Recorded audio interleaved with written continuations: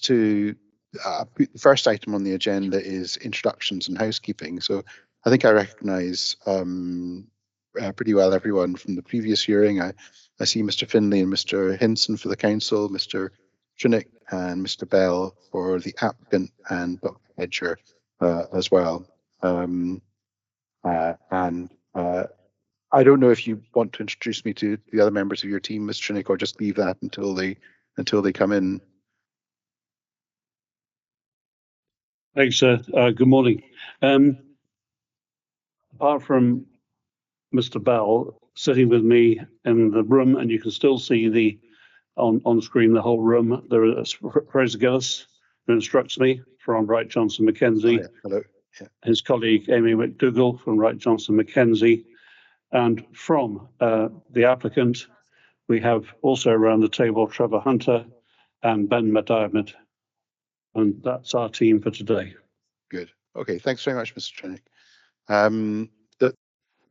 Just yourself and Mr. Hinson from the council, Mr. Finlay. Yeah, absolutely. Good. Okay, grand. There were, just before we launch into the questions and the next items of the agenda, there were a couple of documents that I received. I received the report and decision on Red John Wind Farm submitted by Highland Council, and they've suggested document numbers 1058 and 1059 for those. Is everyone content that those should be received? Yep.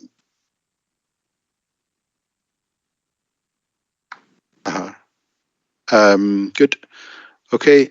I've also received Brodie's Insights blog post. I didn't receive a CD number for that. I was going to suggest CD 1210, so it would be one of the council series of documents. Is everyone content to receive that? Yep, good.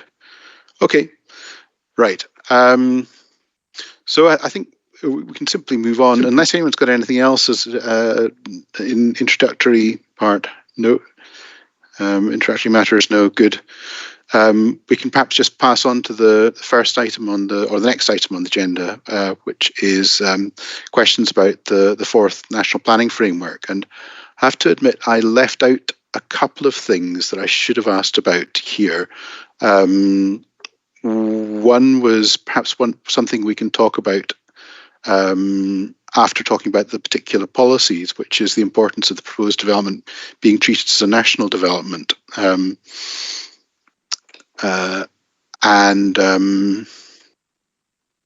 I think there's one other question I have, but that we can deal with that in terms of policy 11 when it comes up. Okay, so the first question I have is about the status of the revised draft National Planning Framework and the effect of its final publication. So, well, obviously the publication is coming up fairly soon, so perhaps it's not worth talking about the status of the draft as it stands. But the effect of the final publication is that, as I understand, that it becomes part of the development plan, and that anything inconsistent in the development plan, or it would take precedence over anything that's inconsistent with it in the development plan. Is everyone content with my understanding of that once it's published in, as we understand, the 13th? Mr. Bell? Thank you, sir. Good morning. Yes, I think that summary is fine. There's one point I would say that's worth just clarifying, and it's not so much a matter of whether there's an inconsistency. In my hearing statement at 2.2.7, I've mentioned the amendment to Section 24 of the 1997 Act, which says that in the event of any incompatibility, so it's any incompatibility between a provision of an LDP and the NPF, rather than just a general inconsistency or and so on. So I think the wording is quite important, I would suggest, in terms of what the Act says. But what do you draw from that in particular? What's the difference between an inconsistency and an incompatibility?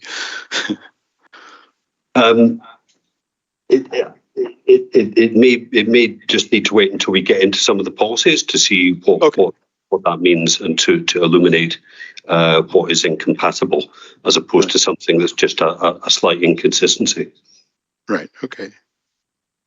Mr. Finlay, Mr. Hinson, are you content with that? Yes, I mean, I think Mr. Bell makes a reasonable point that incompatibility may be a slightly stricter test than just inconsistency. Okay. So I accept that. It's a question whether you can read the two documents together compatibly, rather than they're entirely consistent one with the other. But the other factor that I would perhaps give back to Mr. Bell in return for his in this start of goodwill is that clearly NPF4 is a more recent document, and so the sort of policy approach in that might carry more weight than older documents, insofar as there is an inconsistency between the two.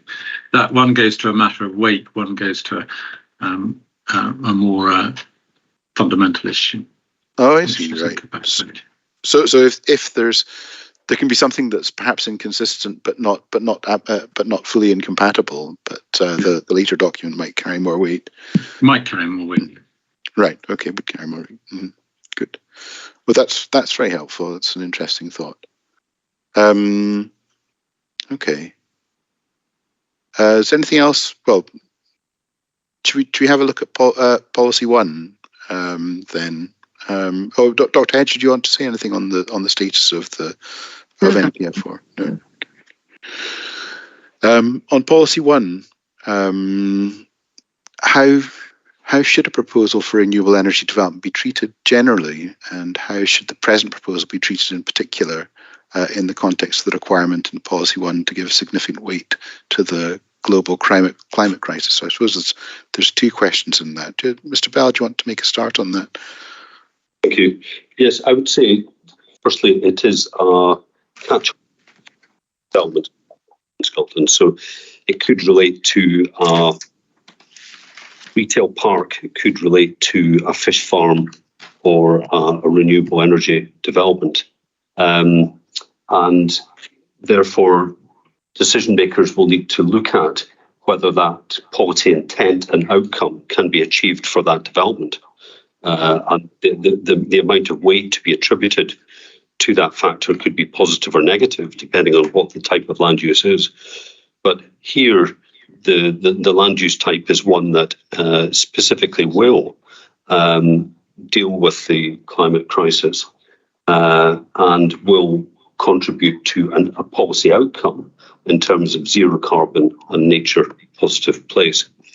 So in terms of attracting significant weight from that policy, I would say this development would qualify as one to justify that contribution of weight, if you like.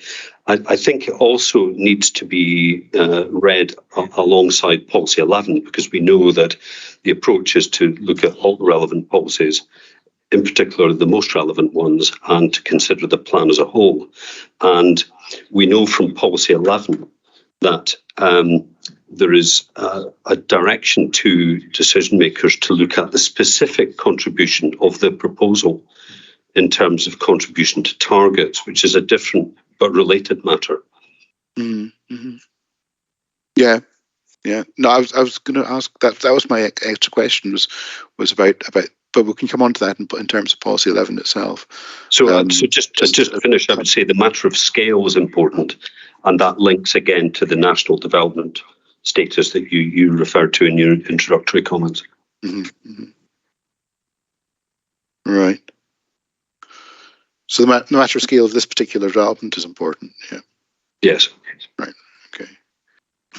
Mr. Hinson, or Mr. Finlay. Mr. Hinson. Largely agree with Mr. Bell. I think his answer was very fair. It is a catch-all policy for all types of development. This one obviously will contribute towards net zero, so it does gain weight from that.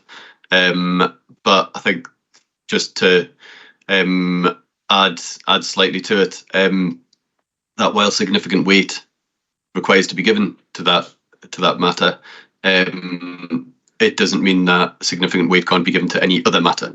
So other matters can obviously outweigh that in the planning balance. And as Mr. Bell said, reading the document as a whole is important, and those elements in policy 11 and those considerations are important, not just the one highlighted in relation to the contribution towards renewable targets. Mm-hmm. That's great. Yeah. Yeah, naturally, I mean, it's a balance still, even if this one factor has significant weight. Yeah. Okay. Good. And Dr. Hedger. Can I add to that? Just in terms of what's another way of looking at policy one is what's new. I think significant weight has always been given, or certainly by reporters and indeed by yourself in recent Roth's 3 decision, to the global climate crisis. What's new about this is the point that there are two things that are particularly new. The nature crisis is elevated to the same level, though that doesn't necessarily have an impact on this case. Mm-hmm. And secondly, that it now covers all developments.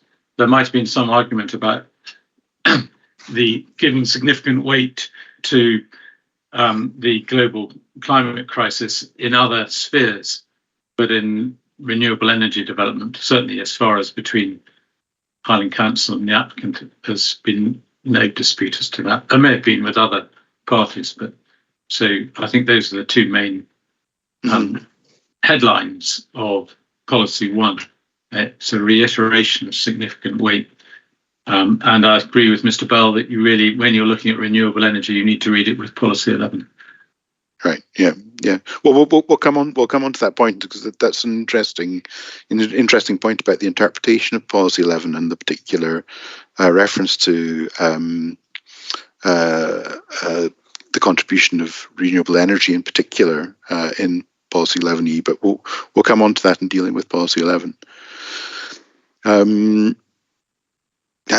Dr. Hedger, I'd like to come at this a slightly different way, and that I just would like to make points about the fact that there is great weight being given to the global climate crisis, and there's a wealth of policies actively being considered on it, and I won't go into all that now, and that. In that overall context, this is just this application is a blip on the landscape.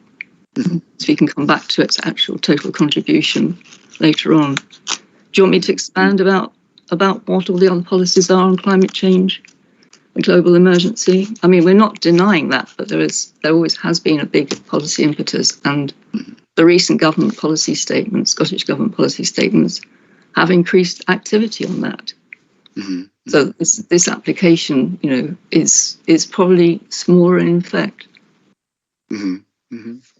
Okay. So it's this is just one contribution. No contribution in particular can be significant in itself. Even a very large wind farm will not solve the climate crisis. It's a very big receptor. The climate committee, on looking at Scottish emissions targets review, have stressed, the need for demand management in transport, buildings, and agriculture and land use.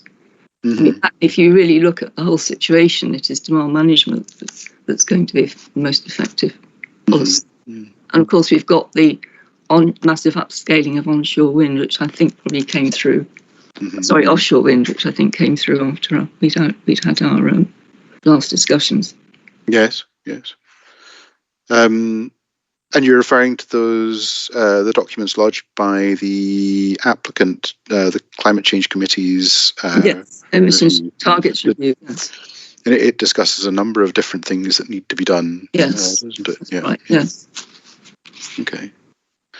So yes, but in determination of a particular development, this policy applies, doesn't it? So in determination of this particular development, what I'm required to do by policy is give significant weight to the global climate crisis, bearing in mind that there are other things that need to be done. Well, in the context of other aspects of the impact of this development. Yes, of course. Yes. I'll have to take those into account as well, naturally. Yeah. Okay. Does anyone want to add anything before we move on to policy 4? So just to add there that we'll come back to it in the context of the onshore wind policy statement, Right. but we'll be making the point there that every single project which is in the system now is important to the achievement of the 2030. Sorry, is an echo on the line? No, I thought Mr. Findlay started to say something, but I wasn't sure. No. Okay. Okay. It's important to achieving the 2030 20 gigawatt target. I just note that down at this stage, and we'll come back to it later in the context of the onshore wind policy statement. Okay.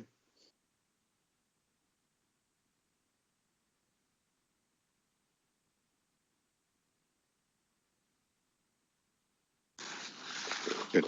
Okay. Well, we can perhaps look at policy 4 then, if no one wants to add anything on policy 1. So I had a number of questions that I set out there. I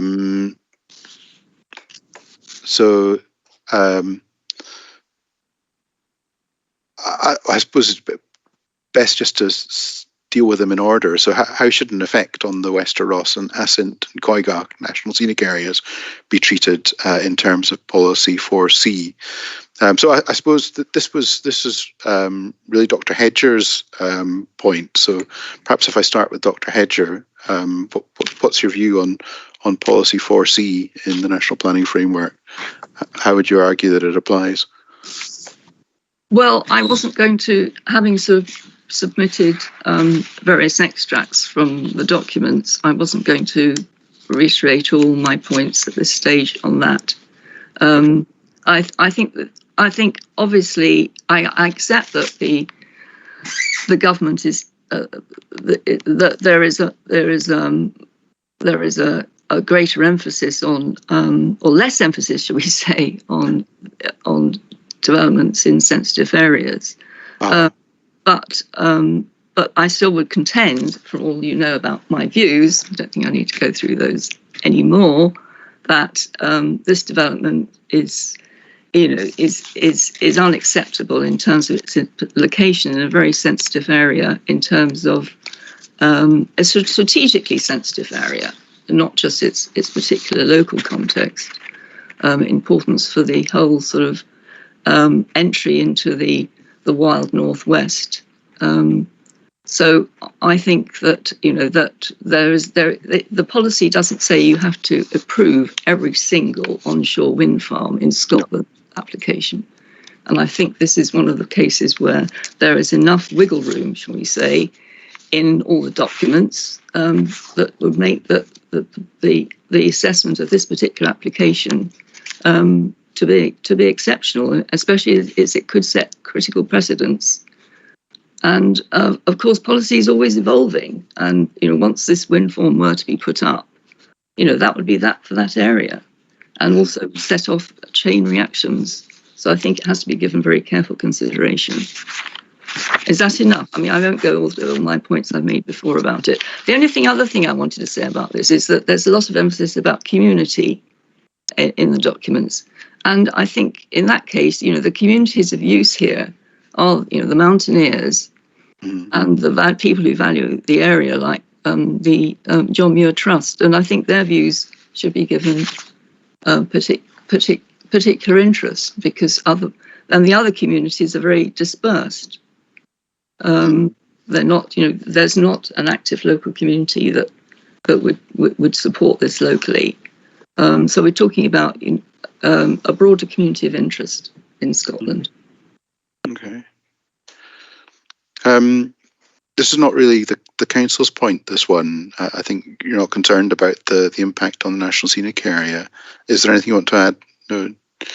Well, I'll pass the applicant to respond on that one. So, I think firstly, Policy 11 tells us at 11D that development proposals that impact on national designations will be assessed in relation to Policy 4. So we go to Policy 4, and 4C is the part of the policy that deals with national scenic areas and other national level designations, and it's very similar in the way it's constructed to the outgoing policy in SPP.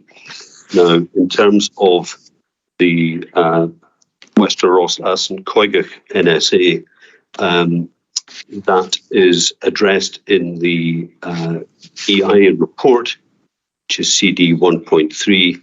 We know it's 225.7 kilometres west of the development, and Nature Scot is not concerned with that level of impact at that distance. The council, as you highlight, is not.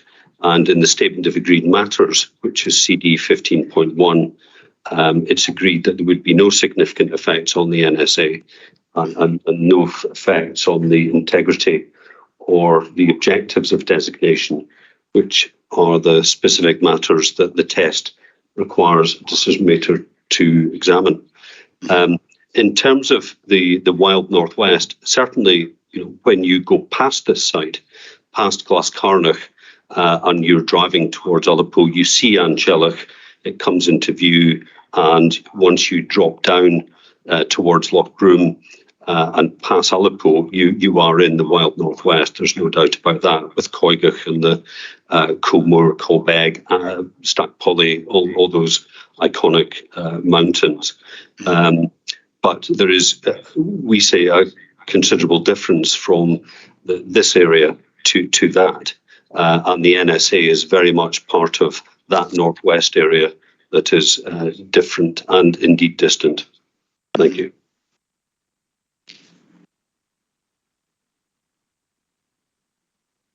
Okay, that's helpful.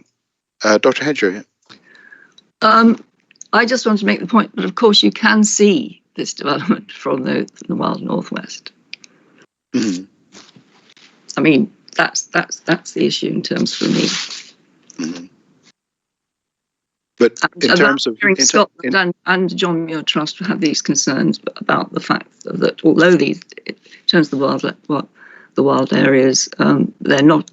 You will get impacts in terms of the lighting and the general appreciation of the landscape. Mm-hmm. But in terms of the policy, do you regard the objectives of the designation and the overall integrity of the two national scenic areas as being compromised, or a significant adverse effect on the qualities for which the area has been designated? It depends where you're coming from.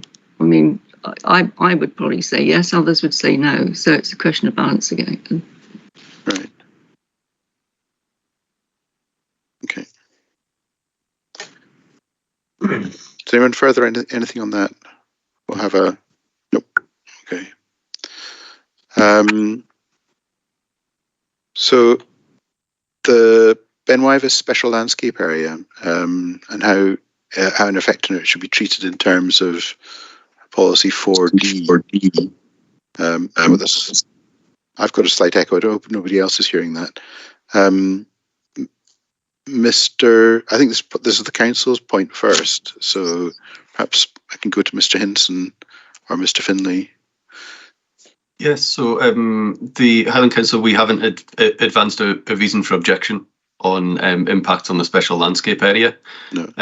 What we have highlighted that there's visual impacts from within the special landscape area. Mm-hmm. And referring back to the applicant's EIA, in Technical Appendix 4.5, it sets out that there'd be no direct effect on the SLA, but there would be major significant effects on the landmark quality of Little Withers. Taking that and applying it, that effect in relation to National Planning Framework 4 and the content of policy 4D, looking at that, it's development proposed that affect a site designated as a local nature conservation site or landscape area will only be supported where development will not have significant adverse effects on the integrity of the area or the qualities for which it's been identified, or any significant effects of the integrity are clearly outweighed by social, environment, or economic benefits of at least local importance. And so while we are not advancing an objection on this ground, on the grounds of impact on the SLA. But it's a matter for you to consider whether the applicants identified significant effects on the landmark quality of Little Withers is so significantly adverse that the second element of the test has to come into play. And the applicant set out their evidence in relation to economic and social benefit in the environmental impact assessment report. Okay. Dr. Hedger, do you want to add anything to that? No, I'm not. No, not on the Ben Withers point. Okay. Mr. Bell. Yes, thank you. I think Mr. Hinson outlined it fairly accurately. The EIA report does record a localised significant effect on the locally prominent landmark quality of Little Withers, but only in a short section of the A835 northwest of the site. But there would be no significant effect on the dominant quality of Ben Withers, the bigger, more prominent mountain north of Little Withers. And in terms of the policy of the two limbs, certainly in terms of the second limb, if that is engaged, if it's decided that there is a significant effect on the quality for the SLA, then the second limb allows for significant adverse effects, even on the integrity of an SLA, to be outweighed, clearly outweighed by social, environmental, economic benefits of at least local importance. So in this case, with the development, I would say giving national level benefits, i.e. more, I would say clearly more than local importance in terms of benefits, then the second limb of the policy would be satisfied.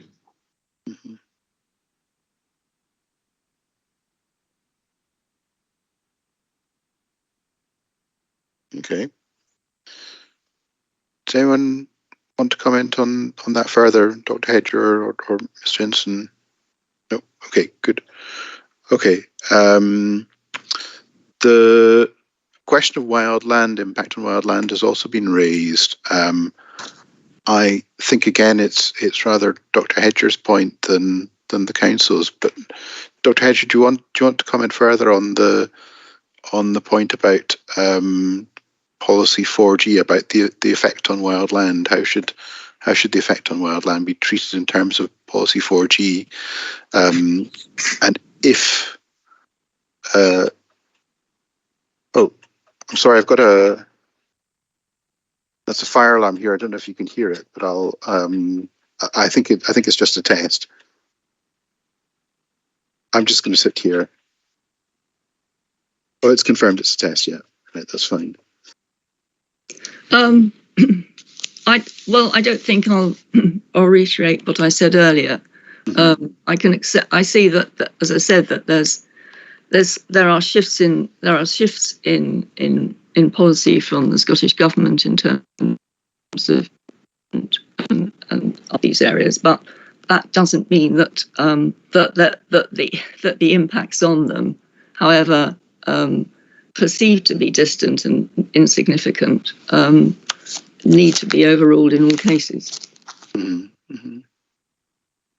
Certainly taken into consideration, Mr. Hinson. Mr. Bell, would you say? Yes, I think it's fair to say it's a consideration. We know it's not, will not be a significant one, and I flagged up that the explanatory report that went along with NPF4 made it clear that the justification for this change in policy was that the government thought that if there was not such a change, then there would be a higher degree of risk of not achieving renewable generation targets. So right. It's a specific relaxation to enable greater deployment of onshore wind. And I think I have made reference to that in my hearing statement.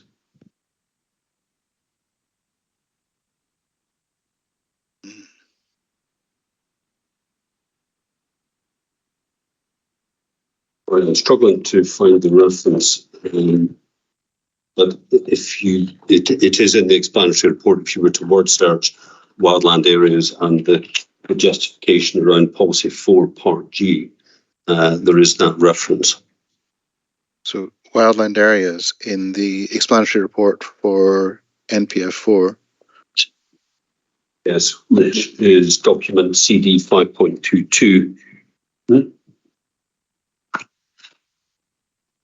CD 5.2. Okay. Yep. Right.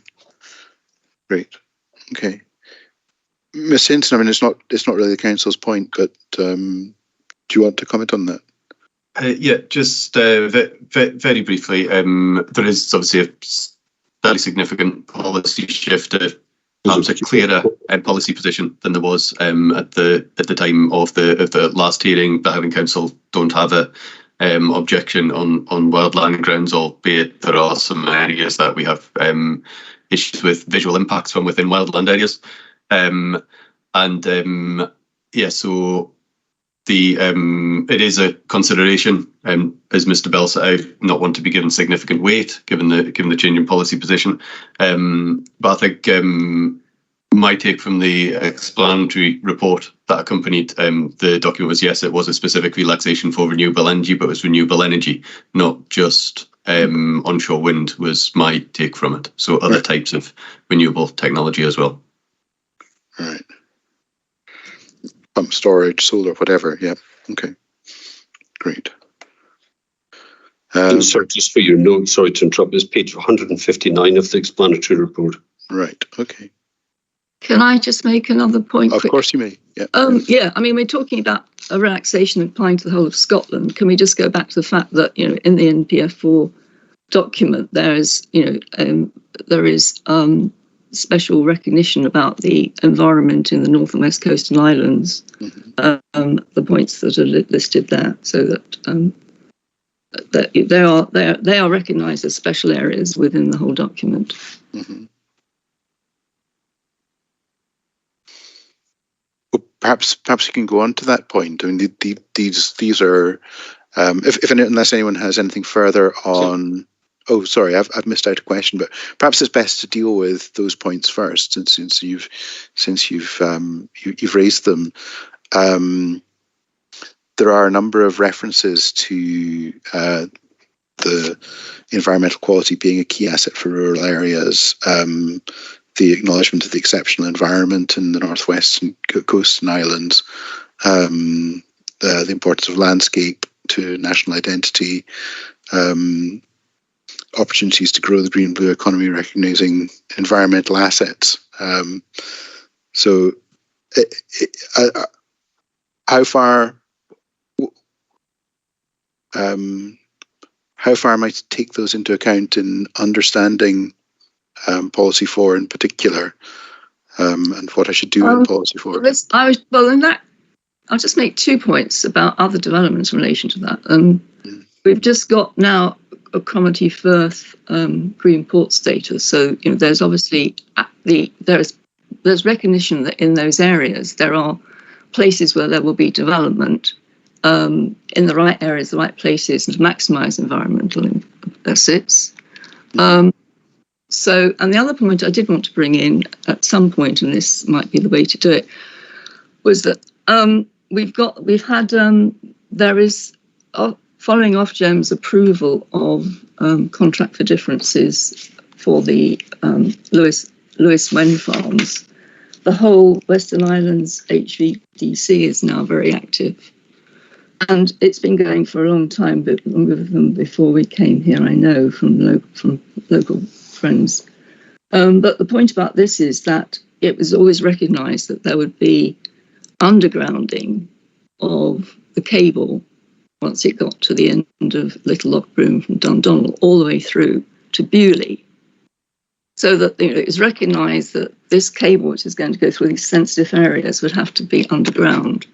And it's, as far as I can see from the diagrammatic map, which is even in the new national framework draft, it's going to go straight near, if not across, the Kirkan wind farm site. And there is going to be the next stage of it's all now gone an accelerated pathway, and there will be a big consultation in March because they're doing the precise development of the route, so that this area, has been recognised as not being worthy, could not possibly have pylons going across it in a national context already.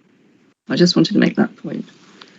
Okay, that's interesting. Can you just point me to the part of the NPF4 referring to that? It doesn't. It's a strategic map at the beginning of it. Right. About the new. It's one of those strategic infrastructure developments. For the north, it would be north, would it? Yeah. I haven't got the full document in front. I can find it during the course of the day. Yes, but it's strategic connections map and transmission infrastructure is noted. Yes. Might be that, or possibly. Yes, I mean there's now there's a website about the whole thing, but it's just now very, very active. And I said the next big stage is going to be March, when there'll be more detailed revelation about the whole plan. Right. I'm just looking for, right. So it might help if I just came in there. Yes, Mr. Trinick, yeah. Yes, there is that line coming in, but it's a DC line, not AC, across that stretch, which obviously narrows the corridor very, very considerably and makes it very easy to put it underground. So this is not an AC line. But I want to pass on to Mr. Bell before we get too far on this conversation in terms of where we are. You might have to explain that to me a bit further, Mr. Trinick. Oh, I'm sorry. It's a direct current line. Yes, I understand that. For ultra high voltage, coming from Lewis to Beaulieu, and the construction corridor therefore is a very great deal less than any AC construction corridor.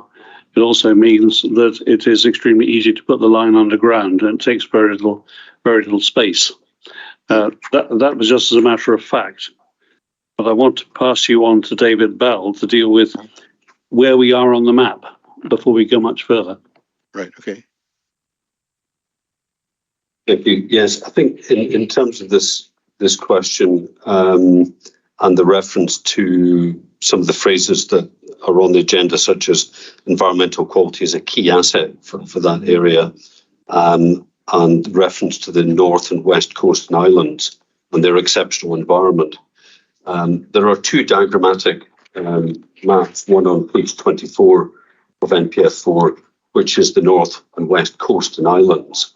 And the text around that, the settlements referenced are Lerwick, Kirkwall, Stromness, Stornoway, Wick, Thurso, Ullapool, Mallaig, Oban, Tarbert, Hamilton, all coastal settlements.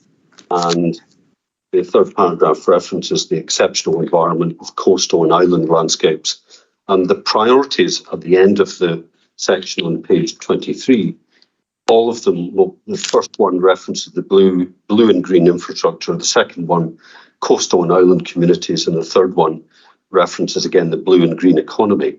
So that is very much about the marine environment and the blue economy, whereas the plan on page 27 is more about the north of Scotland, and the applicant's position is that this site is more aligned with the north of Scotland rather than the text references for the northwest that we covered earlier as well in our description. And it links to the point I made that, once you get past Loch Glascarnach and start going down towards Loch Broom, that is when you enter into that real northwest area and the very distinctive differences that it has in terms of landscape character and visual qualities. But in terms of what you do with that wording, such as key asset for rural areas and exceptional quality, I think we need to look at the policies to make sense of what that means for a decision maker in terms of deciding on any particular development.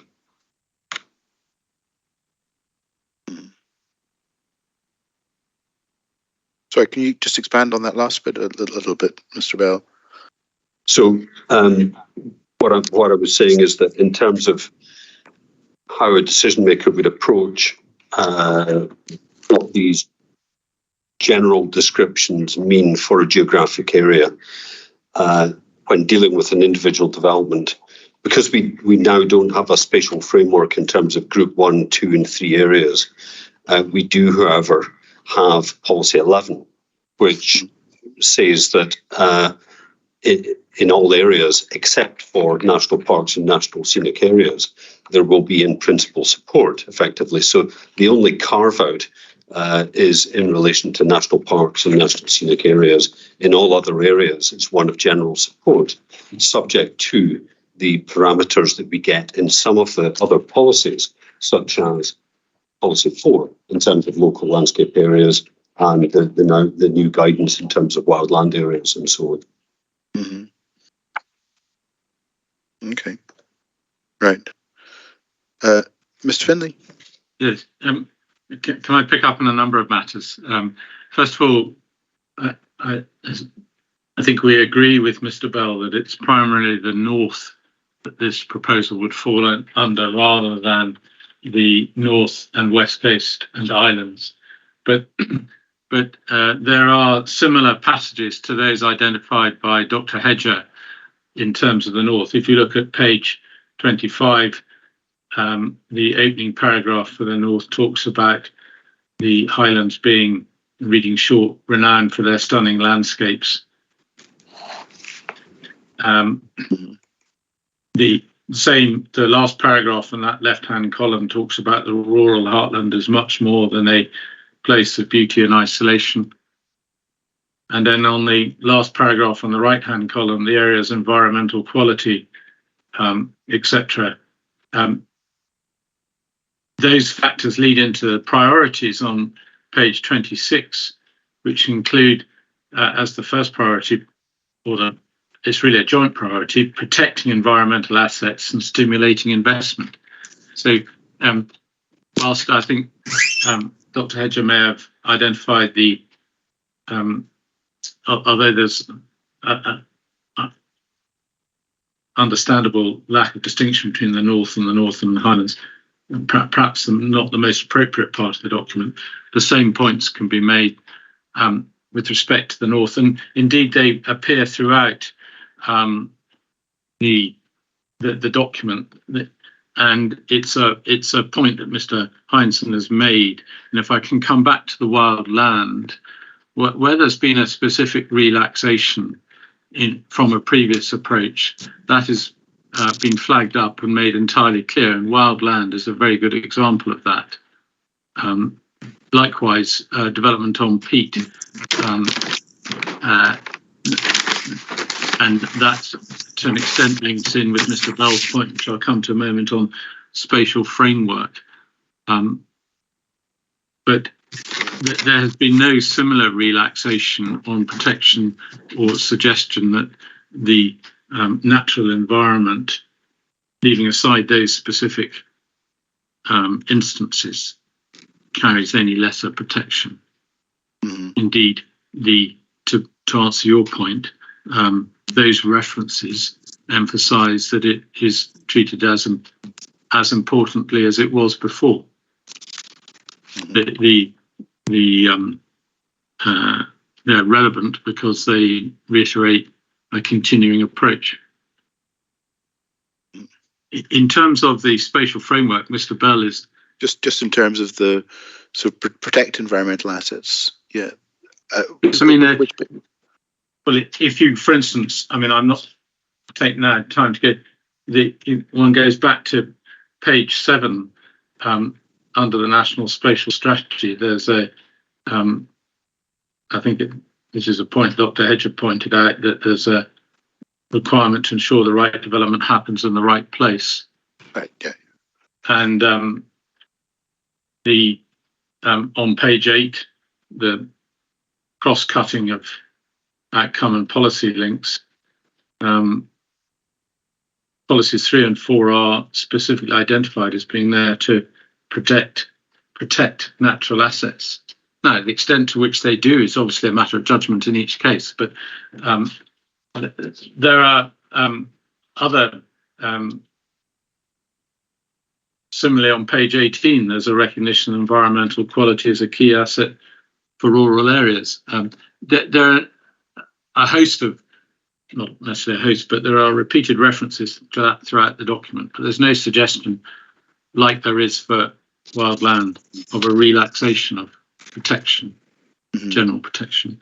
Coming to the spatial framework point, Mr. Bell is obviously entirely correct that leaving aside national scenic areas and national parks, the effect of NPF4 is to put everything in what would be Group 3, which is where we were anyway, and that is effectively done by hiving off NSAs and national parks, dealing with if one looks at what was in Group 2 before, there are a lot of national and international designations, and they are going to be dealt with under their particular statutory controls, which in fact will probably give them greater protection than any particular policy protection here.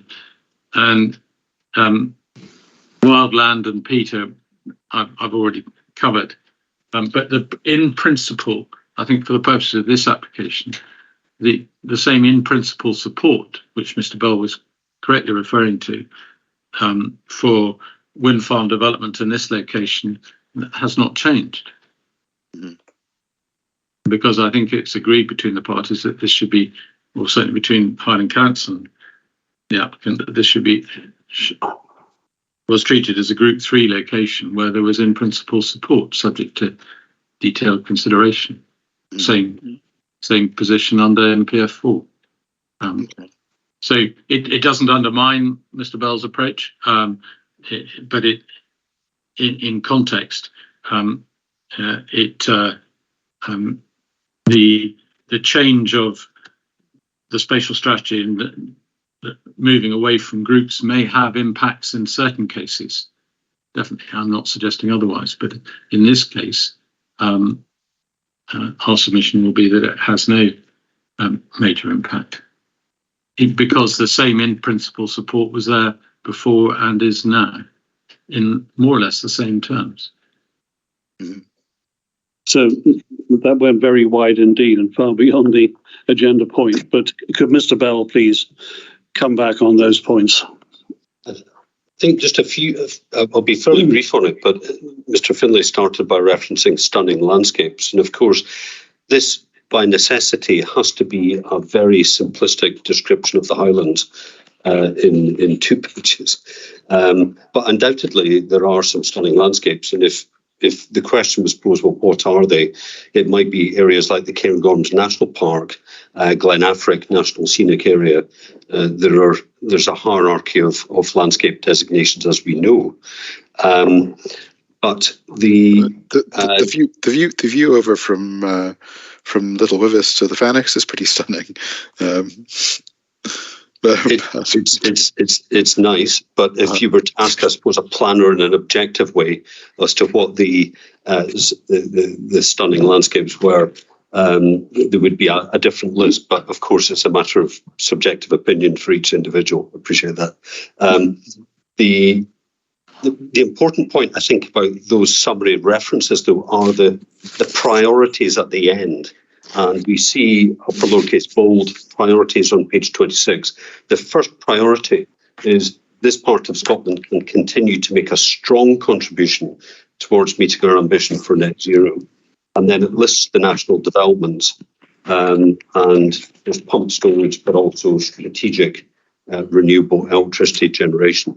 So that is the government's priority for this area. So can you just give me the reference to that again? That's page back to page 27, is it? Page 26 on my hard copy, which is listing the priorities for the North. Oh yes, yeah.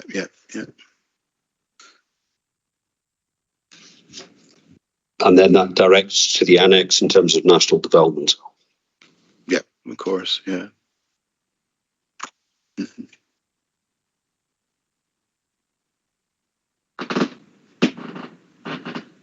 And one of the national developments is, of course, the strategic renewable electricity generation and transmission infrastructure. Yeah. So I think Mr. Finlay was finishing by saying it really takes us back to the same position with Group 3. Well, we would say it doesn't, because there are priorities here for this geographic location, and the national development status that we will come on to is very, very different to what was in the spatial framework approach in SPP. Mm-hmm. So could I just add to that I think there's, for a document like NPF4, there's a danger, and I can see what's happening here, that the council will say it's right development in the right place, it's a continuation of the same theme, business as usual, slightly more emphasis, but an evolution. And of course, they're wrong. They're wrong because the minister told them they're wrong in his speech to Parliament. Step change. Biggest change in planning for a generation. Rebalancing of the planning system. Twin themes, climate change and nature crisis. New spatial approach to wind farms. Targets in the onshore wind policy statement. To pretend that this is simply an evolution of SPP is so wide of the mark, it's unbelievable. I urge you not to get caught in a passing exercise, looking at infinite detail and coming to no doubt conclusions. It hasn't changed that much. That's missing the canvas completely.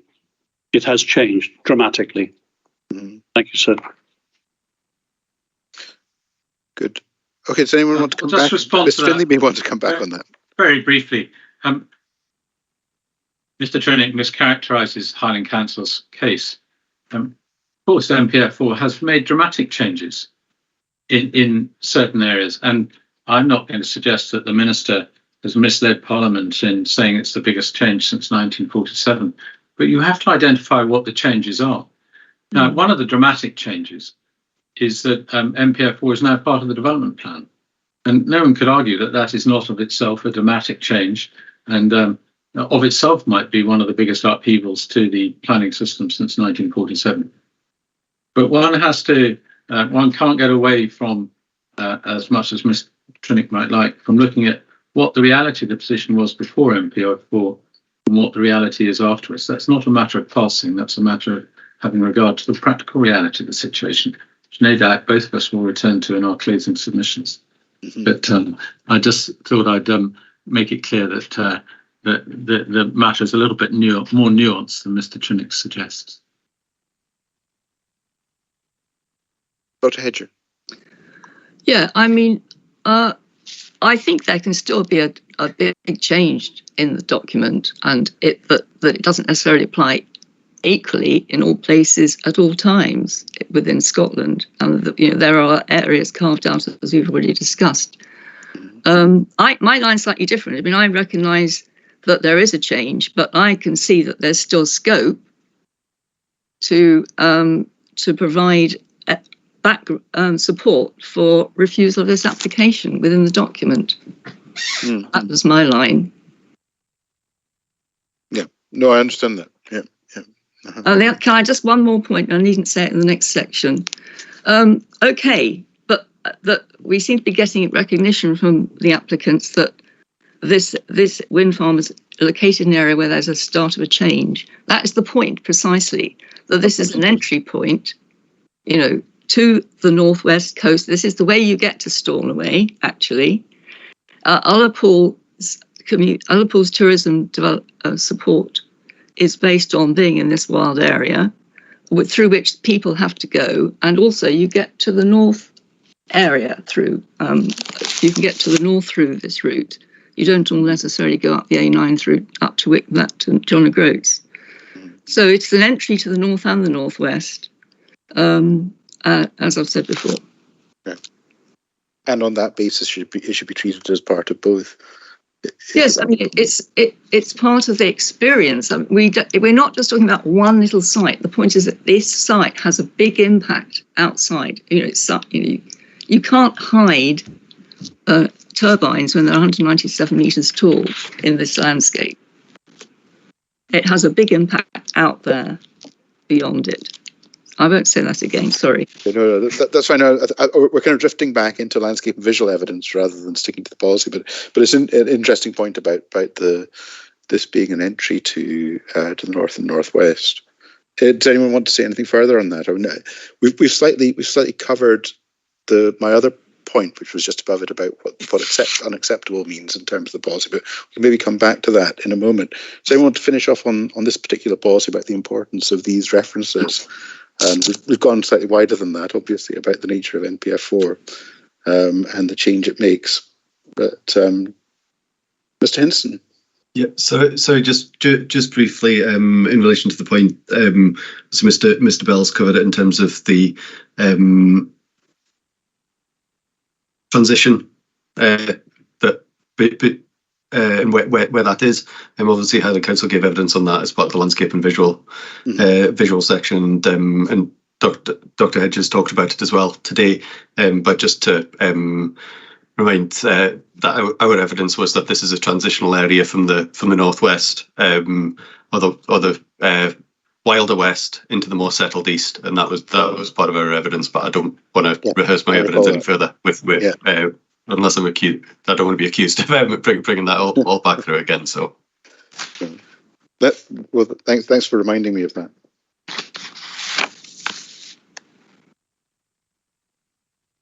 Okay.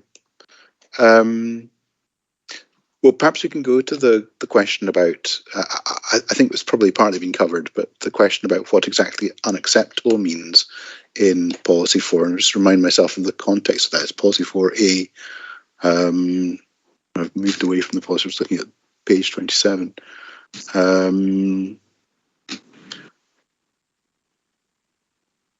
So Policy 4A is saying development proposals which by virtue of type, location or scale will have an unacceptable impact on the natural environment will not be supported.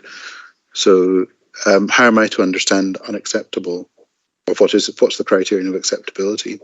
Who should I ask? Perhaps Mr. Bell can go first on this one and we can work through the others. Well, this is a very similar point that was in SPP in paragraph 203. But SPP said planning permission should be refused when the nature or scale of proposed development would have an unacceptable impact on the natural environment. So it's a policy term we've been dealing with for many years. I see it as simply almost like a summary of the planning balance. But in my view, planning permission should not be granted for development that is unacceptable. So. Simple point. And that would need to be, in this case, I think, just read alongside Policy 11, which lists the impacts to be addressed and requires that a decision maker, when addressing these impacts, considers the contribution of the particular development. Okay. So I should, in deciding what unacceptable means, I should take into account not just the landscape and visual impact of the impact on the natural environment of the development, but its contribution to meeting the climate, renewable energy goals and climate change goals. Yeah. Yes, I think that's now the specific test, if you like, or balancing mechanism that we have within Policy 11 that needs to be addressed. Okay. Does anyone want to add anything to that, Mr. Hinson? Yeah, just briefly, I agree that the term unacceptable. Yep, it follows through effectively on what was in SPP before, and that concept of you wouldn't support an unacceptable development in planning terms, but it does have to go into that wider balance. If you are looking for something specifically on acceptability or otherwise, well, there's obviously not a definition of that in NPF4.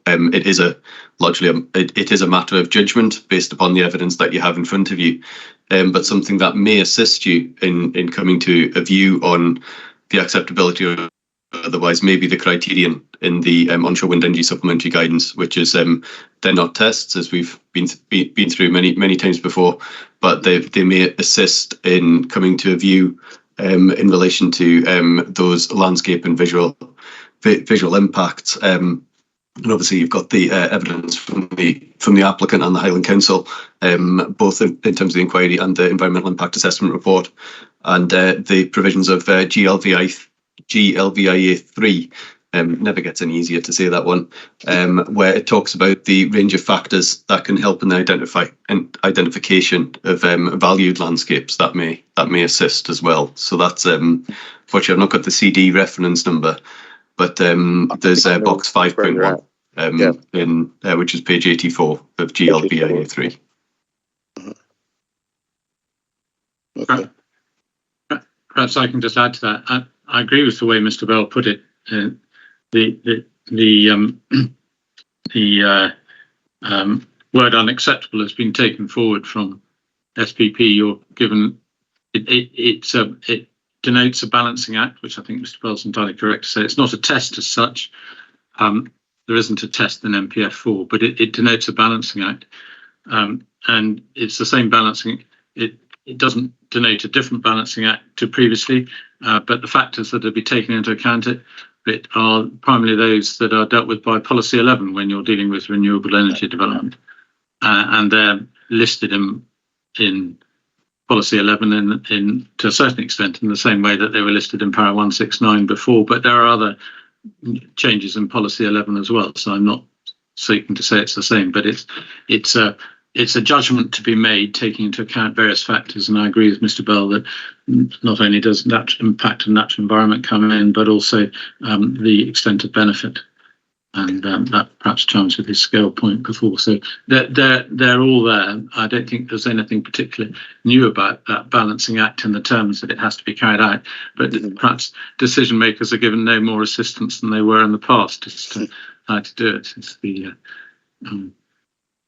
it saved that, and I think to avoid it, there's now a clear indication of the significance of weight to be given to renewable energy benefits, but whether that's new or not is another question. I mean, in a way, perhaps that's the answer to my question. I mean, is the meaning of acceptability to be found in NPF4 at all, or is it does it go beyond that? Does it intersect with other policies such as the onshore wind policy statement? Does that assist me in understanding what's acceptable? Yeah, I don't think that you're limited in terms of acceptability to just NPF4. You would have regard to the whole of the development plan, and you would have regard to other material considerations at the same time, of which the onshore wind policy statement would be one. Mr. Bell, sorry, or Mr. Chinnick. Yeah, Mr. Finney. I mean, this is no more than a statement that there is a planning balance, and it doesn't take us much further. And you bring in all relevant factors, all material considerations. I don't much more than that. Right. Okay. Right. I mean, it's a bit of an odd one because it's. I have to determine logically. I have to determine what the outcome of the policies are before I determine, or at least minister do in this case, not me. Before they determine what the overall outcome of the what the overall outcome for the application is, but I suppose that's just something that they have to do. That's in their policy. I'm just looking at Dr. Hedger just in case you want to add anything to the discussion there. No. Okay. Good. Right. Okay. So I just wanted to. The final question I had in that was just. Whether just to confirm parties' positions on whether the proposed development does accord with NPF4 policy 4 or not. But I think you've probably given me the answer to that. The answer depends on the planning balance and the planning balance they reach, and you have different views on that. So, Mr. Bell, do you want to, notwithstanding what I've said, do you want to give an answer to my question? Yes, the answer is yes. Right. Okay. But I was going to just briefly expand on saying there's a lack of guidance. I think there is some guidance in the onshore wind policy statement, and you did flag that.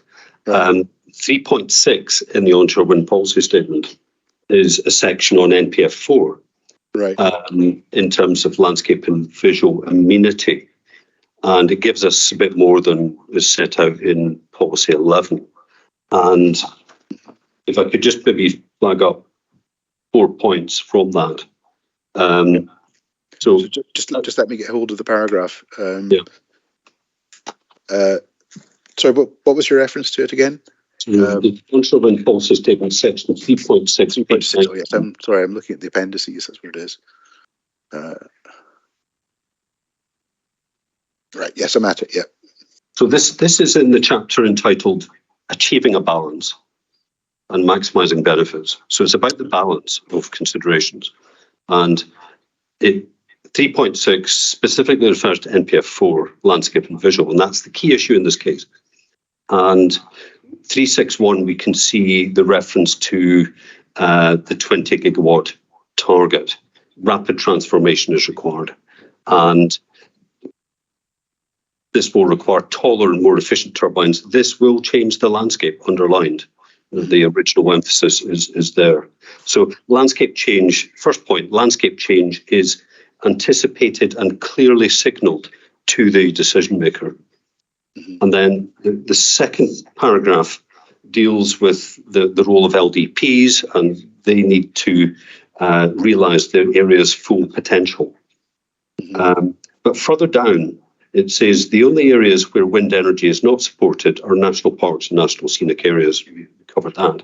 And outside of these areas, the criteria for assessing proposals have been updated. That, I would say, is the list in Policy 11 that we now have. But then it says, including stronger weight being afforded to the contribution of the development to the climate emergency, as well as community benefits. So there's clearly greater weight being signalled there. So whatever the council or other decision makers may have attributed to the benefits before NPF4, and that's, that's clearly something extra. Stronger is the key word that has to be given. So that, I would say, is a specific change. It's what Mr. Trinick called the rebalancing, and the government saying that we want stronger weight to be given than was given before to those benefits. So I do think we get some further guidance on the balance in this section of the onshore wind policy statement. Okay, right. Obviously, we were going to discuss the onshore wind policy statement a bit later, but I'm happy to deal with this section of it now if people are happy to deal with it. Mr. Finlay or Mr. Hinson, do you want to come back on that? I can start off on this. Going back to the question about that, this was a roundup question on whether the proposed development accords with NPF4. Well, I'll ask Mr. Hinson to answer that point in due course, but can I just deal with section 3.6 of the onshore wind policy statement? Of course. First of all, to note, it's not the only part that deals with land use strategy, and I direct you to section 3.2 and 3.2.3 in particular, which picks up the reference to the 2021 land use strategy, which has been referred to. But if we return to 3.6.1, Mr. Bell mentioned the requirement for rapid transformation, but the second sentence reiterates a well-worn phrase of that this means ensuring the right development happens in the right place, and that is in the NPF4. And the fact that there will be change to the landscape is indeed underlined and emphasised. There has been change to the landscape, no doubt, with the wind farm developments that have been built. There will be more change. What you take from that will no doubt be a matter for submission in due course. But in our submission, that it's recognising that there will be change to the landscape. in terms of the stronger weight being afforded to the contribution of the development to climate emergency, that comes from NPF4. That's not saying anything additional to NPF4. If one goes back to the document that Mr. Bell referred you to, which is CD 522, one can see where that comes in under overview of changes on page 159. The criteria for assessing proposal have been updated, including stronger weight being afforded to the contribution to climate emergency. So that's the overview of changes. That's where the stronger weight comes from. Mm-hmm. If you follow that through in the document, and no doubt I'll be included passing it, to use Mr. Trinick's expression, if you go on to page, what looks to be, sorry, I just can't get, page 161 of the document, electronic page 165,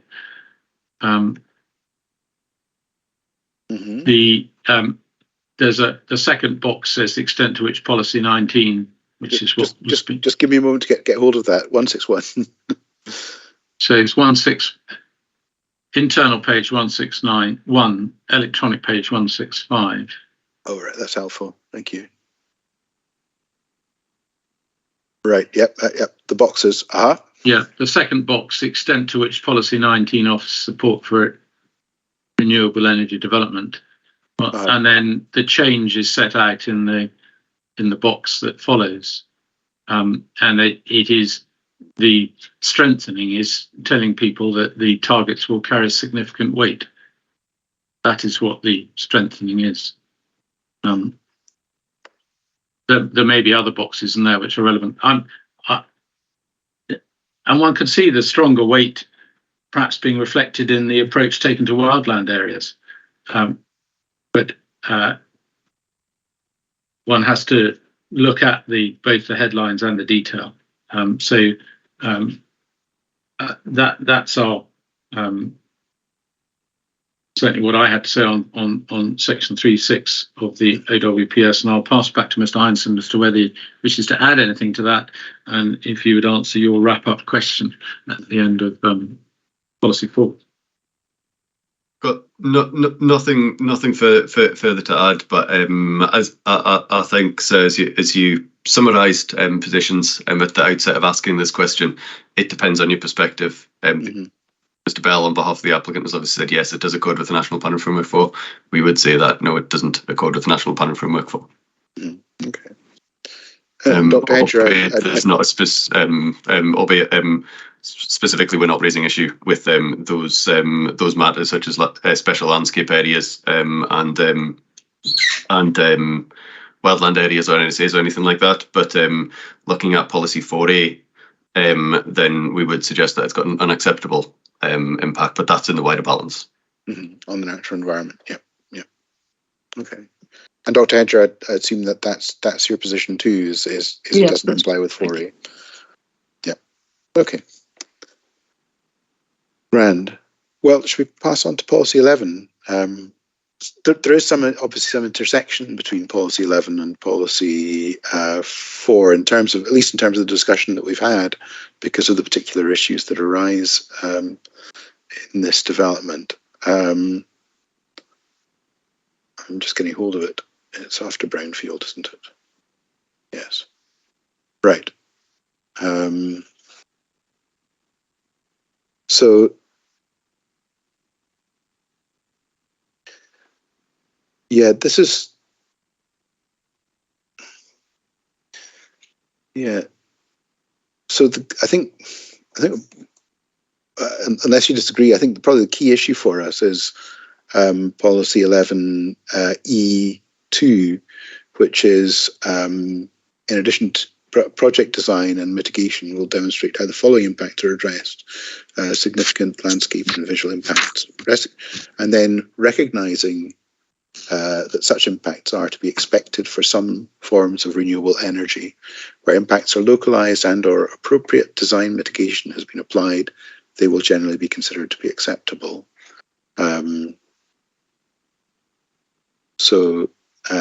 How should the proposed development's significant landscape and visual effects be treated in that context? I guess I should start with the council, since I think this is the council's point against the development. So, Mr. Henson. So, in terms of this particular point related to visual effects, I'll focus on visual effects because we're not advancing a landscape case. Mm-hmm. We obviously accept that the wording that is set out there, that they will generally be considered to be acceptable where the impacts are localised and/or appropriate design mitigation has been applied. Mm-hmm. There's no definition of localised. It would come down to a judgment as to what the localised effects would be, albeit in our evidence, we've based on the evidence that I gave to the inquiry last year, I'd suggest that the impacts are more than localised. Mm-hmm.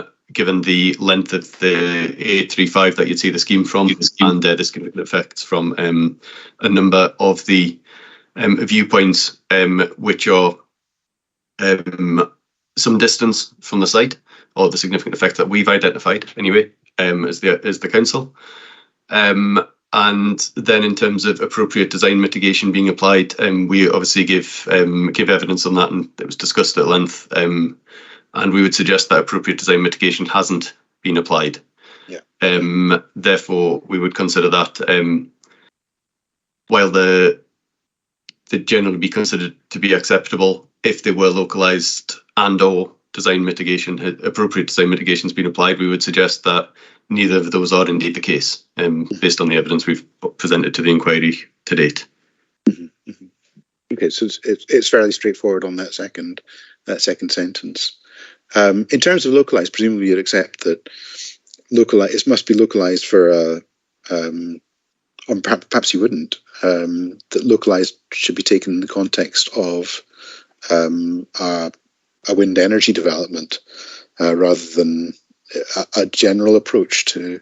Or perhaps that's not correct. I mean, are we thinking of localised for a wind farm, or are we thinking of localised in terms of development generally?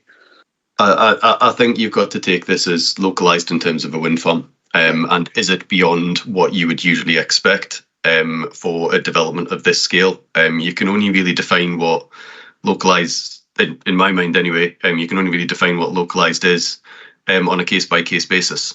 Right. It can't be done any more generically than that. But we have to consider it as a wind farm, localised impact for a wind farm, and is it beyond what you would expect for a scale and location of a wind farm? And I think the location is particularly important in this case. So I would only add to that. I was just checking that there's not a reference to scale and location in the policy, but I should take that into account. Is that? Yes, I would suggest that needs to be taken into account, because I think that's important in terms of the design mitigation, and the visual impacts of a scheme are fundamentally related to the siting, design and location of a wind farm. Okay. Right. Mr. Finlay, sorry. So I was only just going to add that in terms of what is or what is not localised, the idea that all commercial scale wind farms will have some significant impacts is not it, which doesn't render them unacceptable, is well accepted by pretty well every party to a wind farm inquiry. This is going slightly further than that. It's saying that wind farms whose impacts are only localised may generally be considered acceptable, subject to the design point. Mm-hmm. Again, there have been previous decisions where reporters have found that the impacts are generally localised or mainly localised.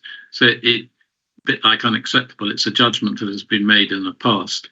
And indeed, I'm struggling at the moment, but I think you may have made that judgment yourself in a number of cases. But it is a case-specific one. So just to reiterate what Mr. Heinsohn says, it's type, scale, and location.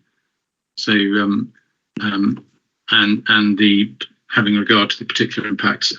They are, the words localised, appropriate, and generally all import judgment. So they're pointers, but they're not tests. Okay. There's interest pointers, but not tests.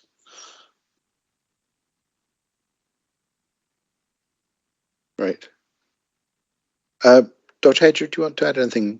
I was going to. Well, just to support what the representatives of Highland Council have said, but also just to make the point that within the inquiry documents, there's assessments from viewpoints all around of the.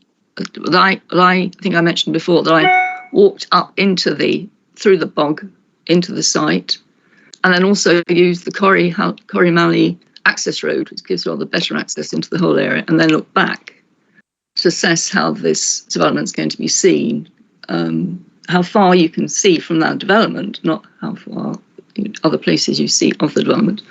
And yes, I mean, I was satisfied that, I think the point that Mr. Heinsohn made earlier, that the developers have mentioned about it, they put it in a basin, a bowl, but it's not, it's a flat plate. The site is a flat plate looking outwards. And they are not localised impacts. Given the distance from which they can be seen. Yeah, I mean, I could even see through to the Cairngorms as through a narrow alleyway. I mean, obviously, it's not a perceptible impact. I'm just saying the scale. Once you get up into these heights, you'd be surprised what perspectives you get. I mean, all they've done in the assessment is look at key points on big mountains, but there's a lot of other areas you can look at the site. Absolutely, yeah.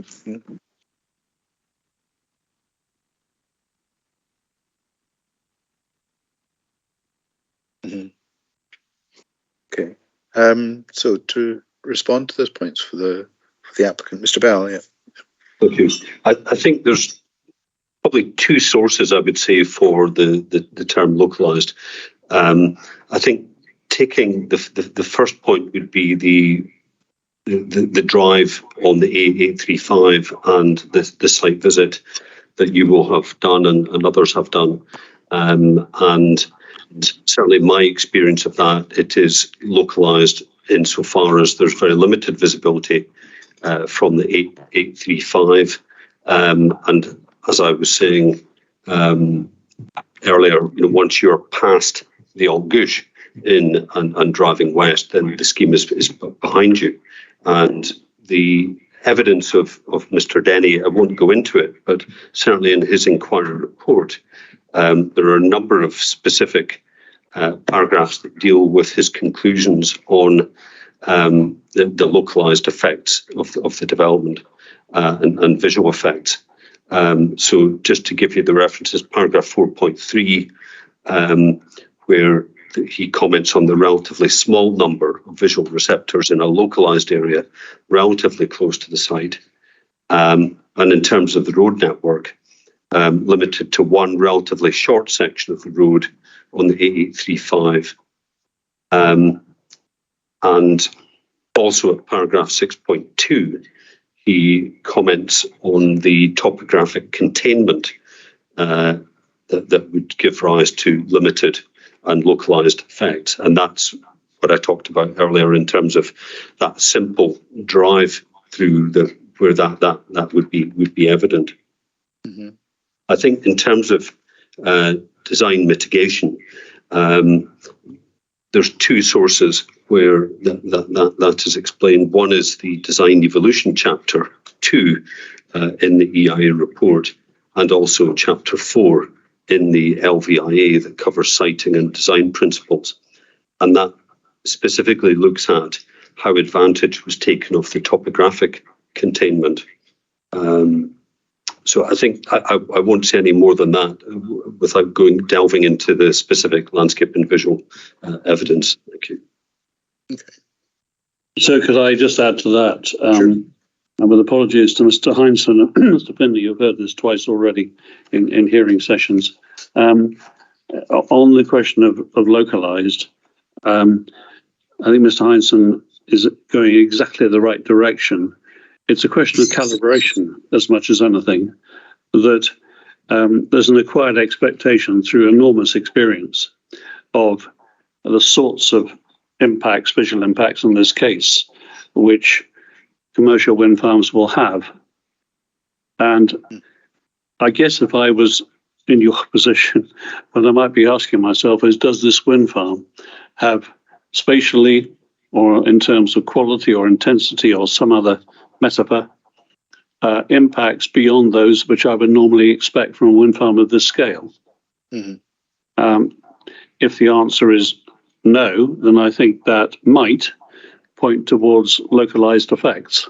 That may be a way of approaching the issue, because sure as anything, there's no other defined way of doing it. We have to make our own way on this.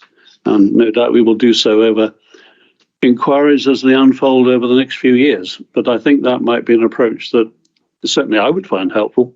I mean, that would lead to that would eliminate wind farms that had effects over that level, but presumably localized is narrower than just the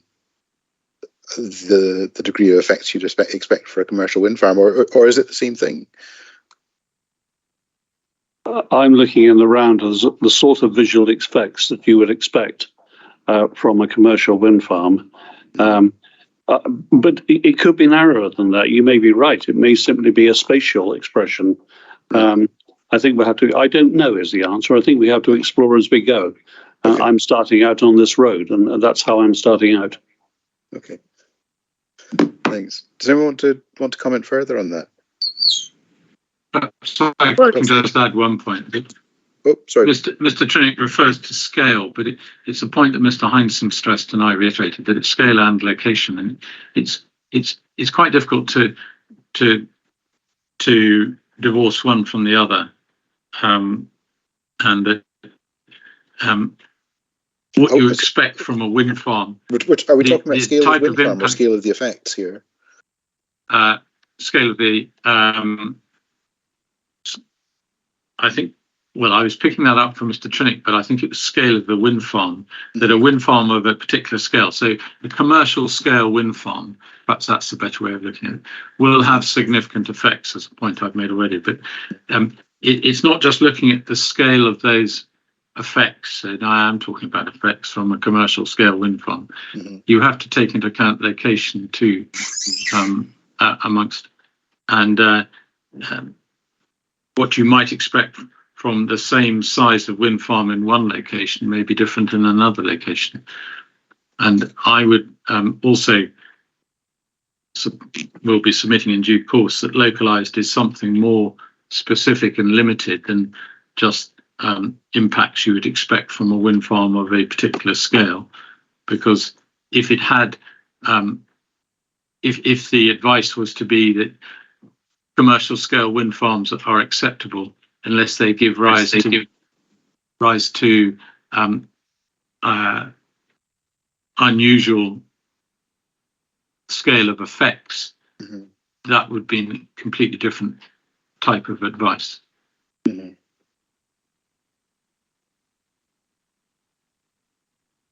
So just to put an example on it, if it was an offshore wind farm with big turbines, the scale of the degree of the effects you'd expect would be greater than a wind farm in mountains and islands. Is that what you're after? Yeah, in part, yes. Yeah. Okay. Is it not, but not completely? No, I think you could imagine that there could be a commercial scale wind farm on this site with lower turbines or higher turbines. Indeed, that's a point between us. Right. Lower turbines might give rise to a more localized effect than the taller turbines. So it's not, it's a combination of the two. But I agree with Mr. Trinick to an extent that we are feeling our way as to how to apply this, but it's not without some consideration being given to localized impacts, what you'd normally expect from wind farm before, and design issues which have all featured in previous wind farm inquiries. Okay. I'm sorry, Dr. Hedger, I interrupted you. Did you want to make a point there? I was only just going to emphasise that I think the issue is localised. You know, where are these farm? Where is the farm located? You can imagine that that would be judgments would be different in different locations, irrespective of scale.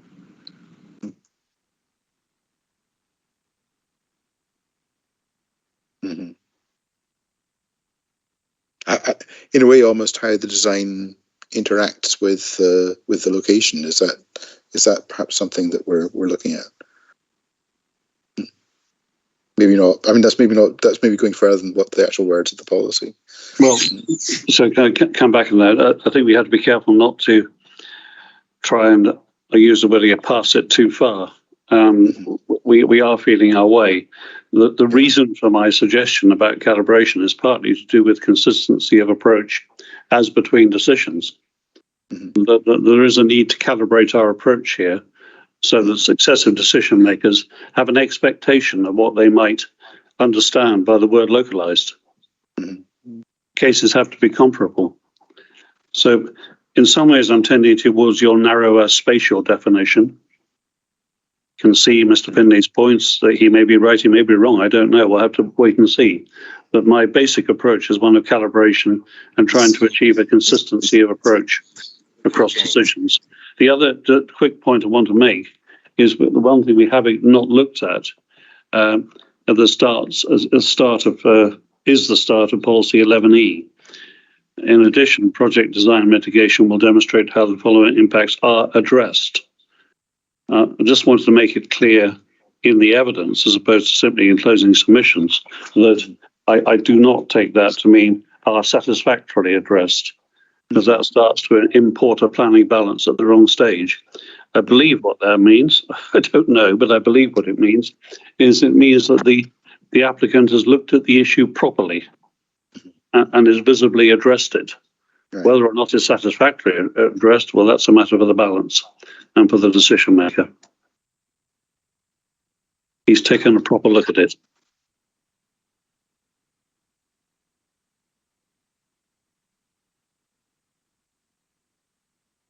Okay. Sorry, I'm just going to take a moment. I don't want to cough in your ear.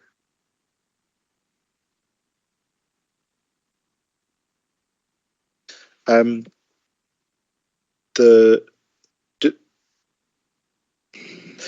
was just going to. Well, it's 11:05 now. I was going to suggest we take a 5 or 10 minute break. But does anyone want to come back on Mr. Trinnick's point before we take a break? So, have you finished policy 11? I haven't finished policy 11. No. Were you wanting to complete policy 11 before we take a break? I think there's probably a bit more discussion involved in policy 11. I can see Dr. Hedger wanting a break probably as much as everybody else, so I'll be quiet. I've got a back issue. I need to stretch. So. Okay. I think we're making good progress anyway, and because we've covered a lot of the OWPS already.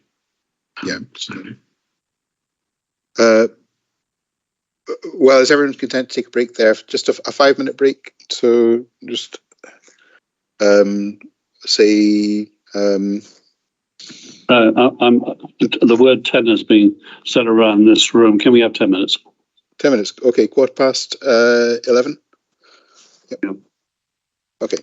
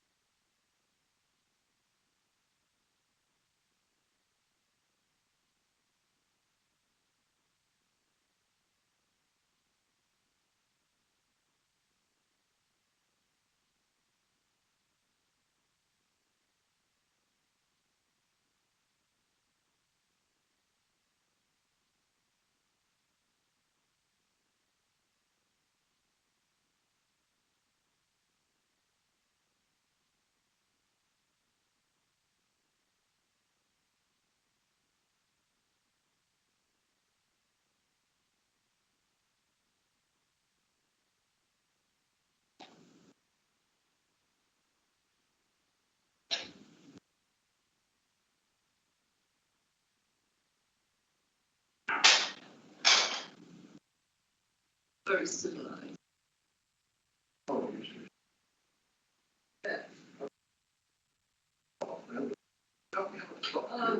Could you not start these things? Okay. I've got on the office, it's all right. It is. 11:09. What? It's 11:10.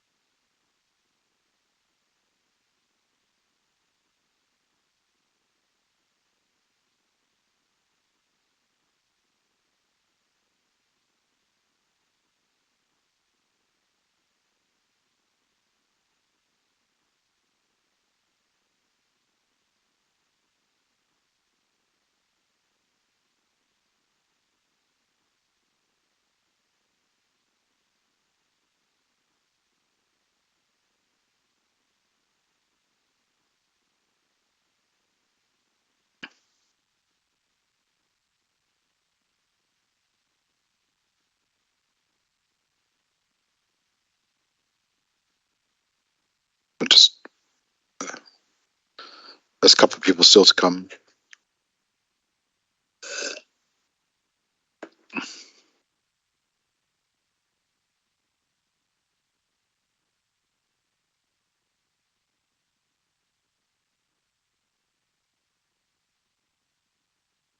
We'll just wait a moment for Dr. Hedger. I think I can see Mr. Chinnick is in the meeting beside Mr. Bell.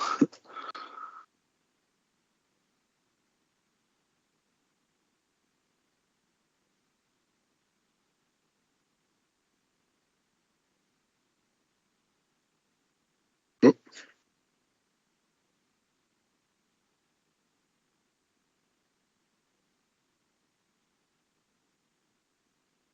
Okay. You have Dr. Hedger. Good.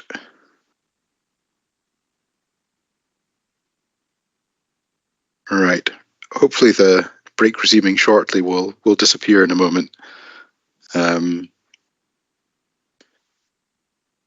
Perhaps we can just continue, and I'm sure Ewan will make it disappear. Okay, great. Thanks. So just to remind you where we are, I was dealing with. I think we've dealt with the first question under policy 11. I'm not sure if the other questions under policy 11 have quite so substantial. I just wanted to ask the question about there's no similar rider to. Did anyone else want to say anything further on the first question, or should we just move on from that? No. Okay.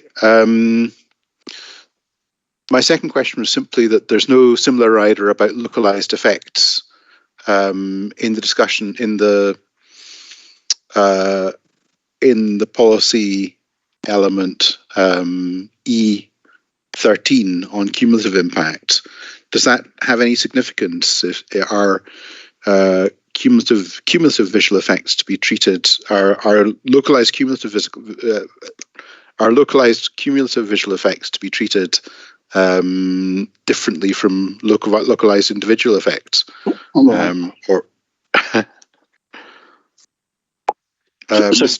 we go for Mr. Bell? Yeah, Monica. So I would say no. That criterion deals with the whole range of cumulative impacts that could arise, whether that's transport, noise, ornithology. These issues don't clearly engage on this case, but I don't think there's any. There would be any different approach to cumulative landscape and visual impacts. Okay. Ms. Jensen, do you agree with that? Yes, I agree with that. It's a catch-all for cumulative effects across the policy in the consideration set out. Good, that's helpful. Dr. Hedger, I'm looking at you if you want to add anything to that. Nope. Okay. So perhaps I could just add that when you're dealing with cumulative effects and wind farms, it can depend upon the cumulative effects, but cumulative visual effects tend to be perhaps more difficult for them to be localized. But I think it would be overly pedantic to suggest that a different approach should be taken between actual effects and cumulative effects on landscape and visual. The same approach, the same basic approach should be taken to both, which is what Mr. Bell and Mr. Heinsohn have suggested. Good. Okay. May come back on that. We don't agree with the additional point made by Mr. Finlay there. Cumulative effects may have more difficulty in being localized. Just to recall, we don't agree with that. All right.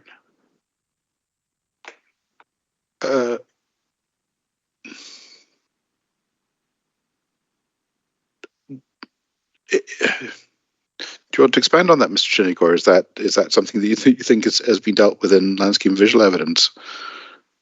Well, it was simply a comment by Mr. Finlay. I'm not sure where it came from, but I'm just simply disagreeing with it as briefly as he made the point. All right. Okay. Well, I'll consider it. I'm not sure if it's really relevant to this particular development, but I'll have a think about it. Okay.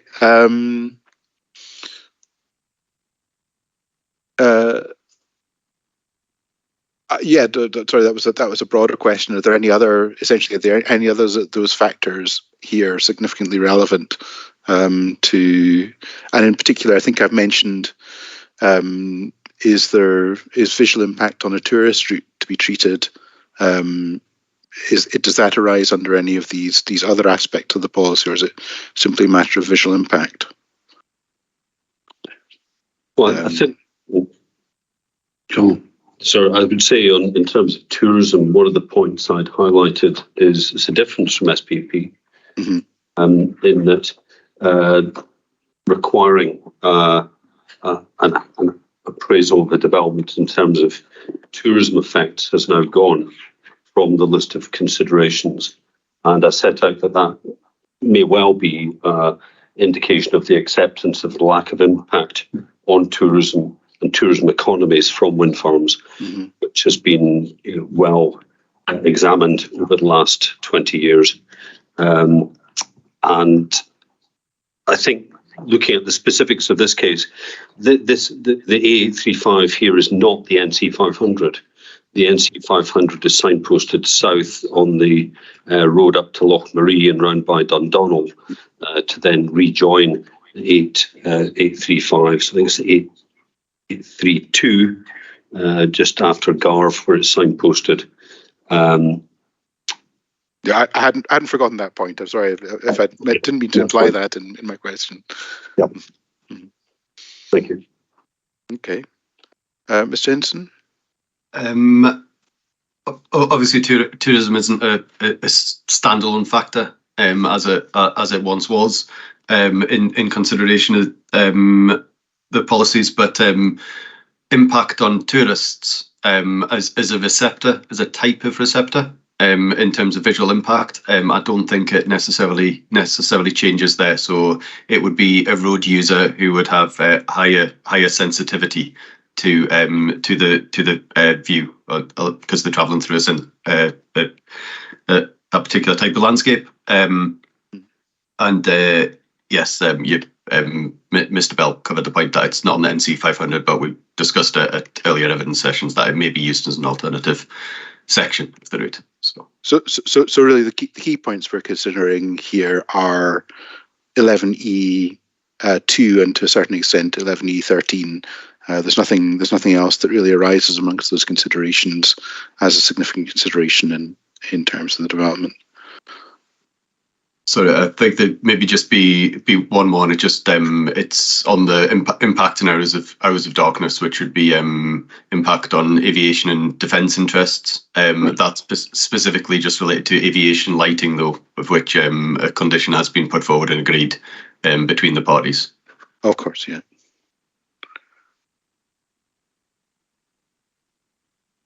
Good. Okay. Dr. Hedger, do you see anything arising other than under Roman 2 and Roman 13 of E of policy 11 in respect to the development? Oh dear, I think we maybe lost Dr. Hedger.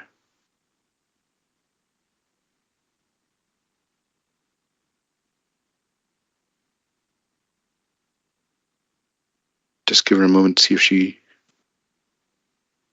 reactivates. I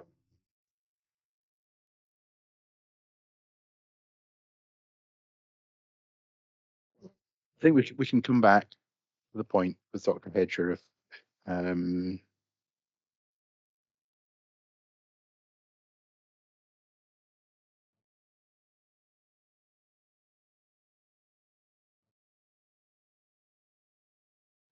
well, I think we'll maybe when we come back to that point with Dr. Hedger. Well, there.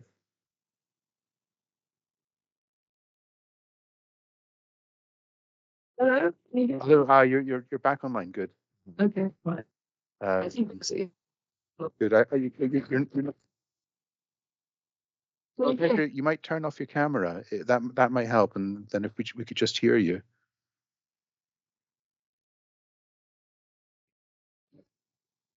Can you hear me? Yeah, we can hear you. Still says Oh, it's coming and going.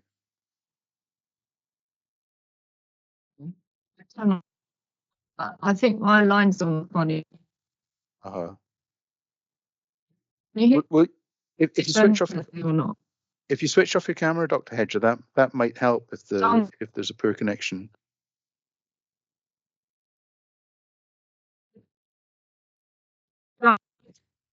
Found it on. I'm sorry, we're not really not hearing you at the moment. Okay. Okay.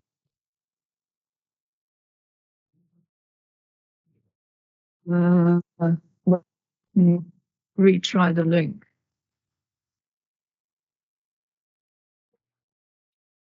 That's the thing to do.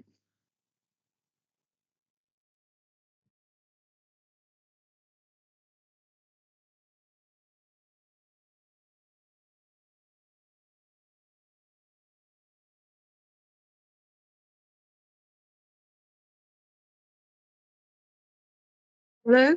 Hear me? Yes, we can hear you. I No. No, I'm afraid we're not. Dr. Hedger, will you all right. perhaps if you leave and come back in again?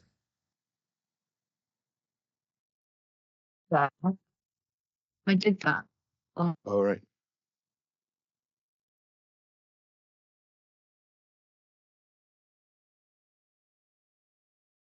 Right. It's really not a very good line. Can you turn your camera off? Yes, sir.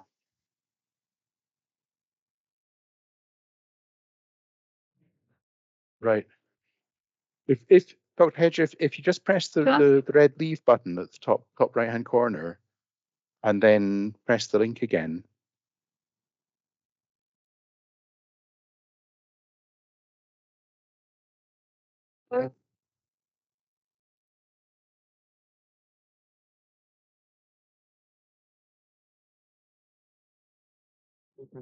Dr. Hedger, we can't hear you. So Try. yes, that'd be great.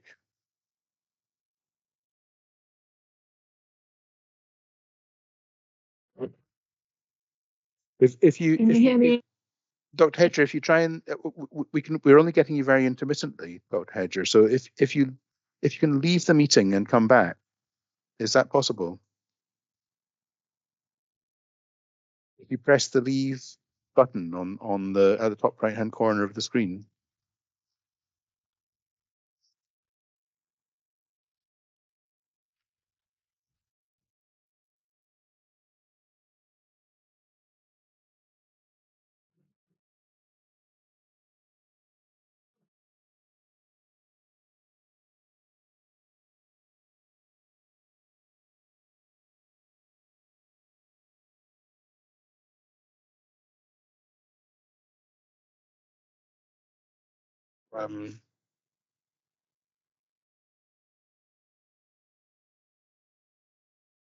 So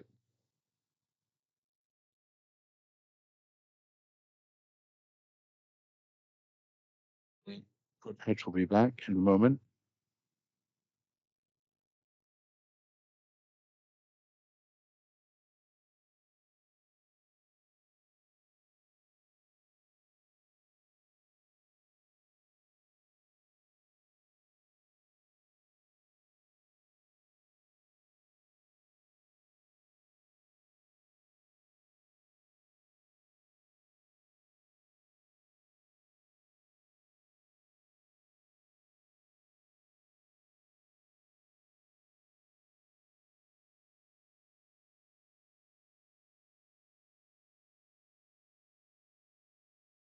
Do you have any weather news?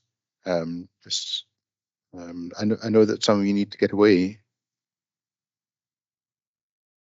So the storm or whatever it is certainly on its way. Right. So I got a flight warning for this evening saying there may not be one. Right. Okay. There may not be a flight. Right. He's now joining. Hello. I'm on I'm on the phone now. Oh, right. Oh, that's tremendous. Right. Okay. I don't know what happened. Right. Well, that's very good. We can hear you now quite well. I was trying to. I had tried to rejoin several times. So I'm on the phone anyway. Right. That's excellent. I was just asking whether there's anything you want to raise other than the effects that have been mentioned under policy 11E2 or policy which is the significant landscape and visual effects, and the policy E13, the cumulative effects. No, I think I think there was the issue of the North Coast 500. I mean, I can see that there's nothing in policy for things like tourist routes. Right. I mean, I think the issue is really it's about conserving the environmental qualities of the area for sustainable development, which of course industry is in the northwest and north. And just to say that, in fact, having to travel that road a lot, and it's extensively used by North 500 travellers. All right, that's going to make. Okay, that's grand. Okay. So I suppose that just the kind of sweep up question. Does the proposal goes around the accord with policy 11? If you want to give your reasoning on that, I'll start with Mr. Bell and then Mr. Hinson and Dr. Hedger. Yes, we can hear you, Dr. Hedger. Can you hear us? Yeah, I can hear you on the phone and the All right. Will you leave then on one of those?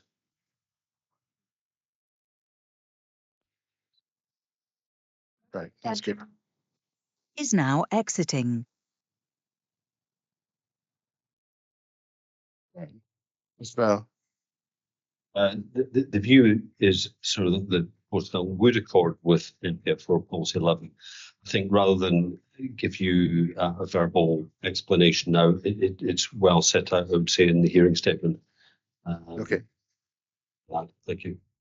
Right. Ms. Jensen. Strangely enough, we would be saying that it doesn't accord with policy 11 on balance, while given significant weight to the renewable energy targets. We would suggest that the significant visual impact outweigh the contribution that it makes in that regard. Okay. Dr. Hedger, I take it your view is that it doesn't accord with policy 11 as well?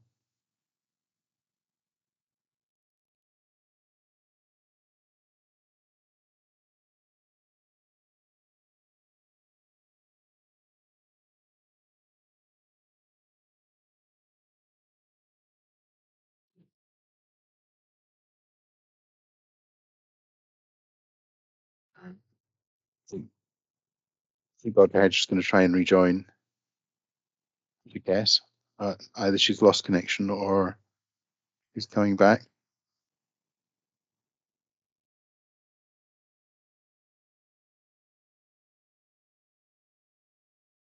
Sorry, on the phone. Yeah.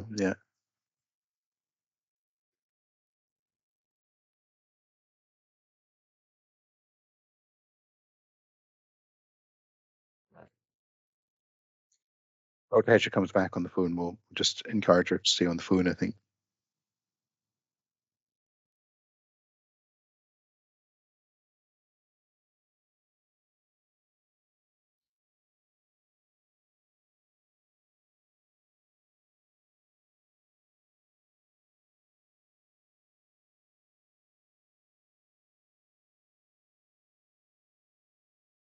Hedger.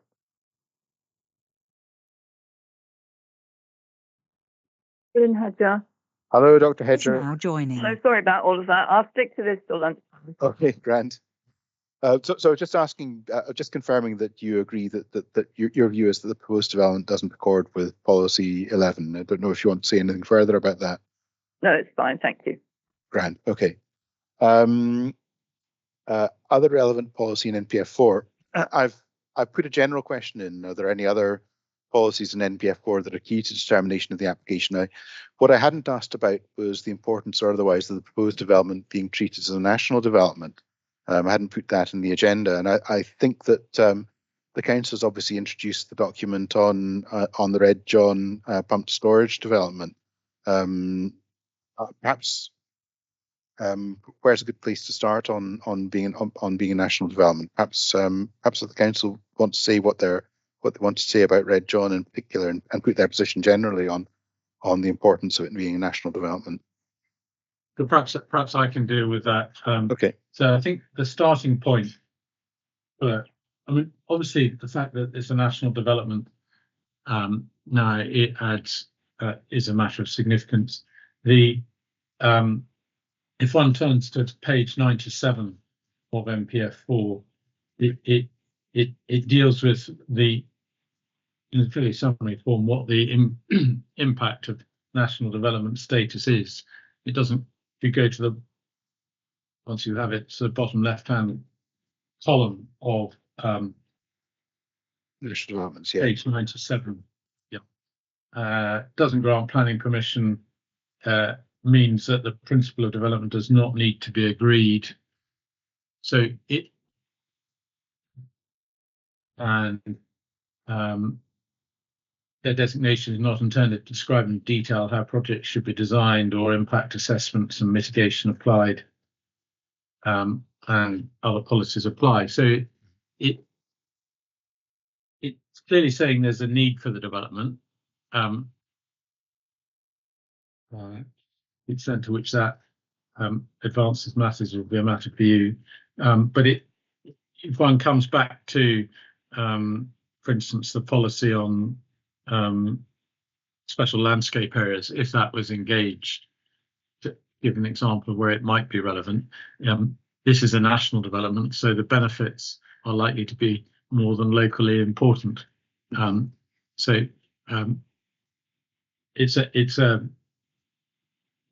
It stresses its importance. The Red John decision is an example of pump storage, which was a national development beforehand, and it may be of assistance to see how that was dealt with by both the reporter and ministers, only in the sense that they do treat it as going to weight and importance, but they apply the other policies and other policy approaches as they would for any other form of development. But effectively, as summarised in page 97, taking it that there is in principle support for it, and the need for it doesn't need to be established. Mm-hmm. So that's by way of summary, and that's why Red John may be useful, because some of the previous national developments were very specific, whereas pump storage and renewable energy developments are not site specific. Mm-hmm. They're generic, and so to say that it, and there are differences, I accept, between NPF3 and NPF4 on national developments, but it is given a status, and there's an importance in that. Okay.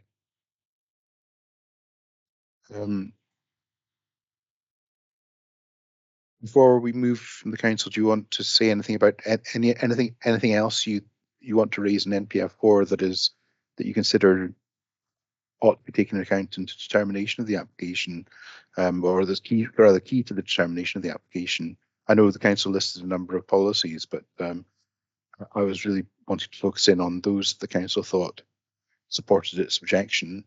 How's that, Mr. Heinsohn? I think having considered policy 11 and policy 4, while we did list other ones in the report as ones that would be useful to consider, we've discussed the most pertinent ones this morning, being policy 1, 4 and 11. 1, 4 and 11, right. Okay. There are obviously other matters, such as the development's contribution in relation to biodiversity and how that's considered, but the applicants set out in the EIEO, and we've got nothing, or how they're progressing the scheme in relation to the nature crisis in the EIEO. We've got nothing further to add on that. That's grand. Mr. Trinick or Mr. Bell, the question of national developments, the importance of the status of as national development, and whether there's anything else in NPF4 that I should have regard to. Yes, thanks, sir. I think there's one thing we haven't referred to is the delivery of the special principles in NPF4. So page 4 refers to the principles that underline the spatial strategy, and the second last paragraph on page 4 states that the national developments will be focus for delivery spatial strategy. And in my hearing statement in section 2.5, I summarised the national development position. I think there's 5 headline points I would highlight there. One is NPF4 page 97 states that national developments are significant developments of national importance that will help deliver the spatial strategy. Secondly, we have the statements of need, and that references the importance of the contribution of scale of development. Third point would be page 103 of NPF4, in terms of the statement on national development, talks about a large and rapid increase in electricity generation from renewable sources will be essential for Scotland to meet its zero emission targets. So, insofar as Mr. Findlay said, it clearly states a need. That is correct, but there's the urgency of response that comes through in the statement of need that I think is an important point. The fourth point I would say is that it's described as, on page 103, national development is fundamental to achieving a net zero economy. And then I would revert back to NPF4 page 6 that states, in terms of the national spatial strategy, the quote is, "We must make significant progress by 2030. So there's the urgency of response, and there's the immediacy of the 2030 statutory target, and the urgency of deploying the 20 gigawatts before then in order to satisfy the government ambition and statutory target." So there's a lot of, I would say, differences between the national developments that were set out in NPF3 and that policy context around them, and some of the specific wording is particularly important and demonstrates that distinctive difference between the outgoing national approach to development and what we now have.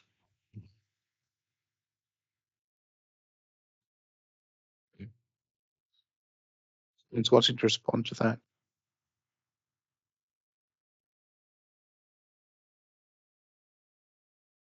Okay. Dr. Hedger, is there anything you want to add to the discussion on either on national developments or other matters I should take account of? Obviously, we've discussed the points in the spatial strategy that you'd raised. Is there anything else I should take account of or in reaching recommendations from ministers in NPF4? Are we considering the contribution of this site national target?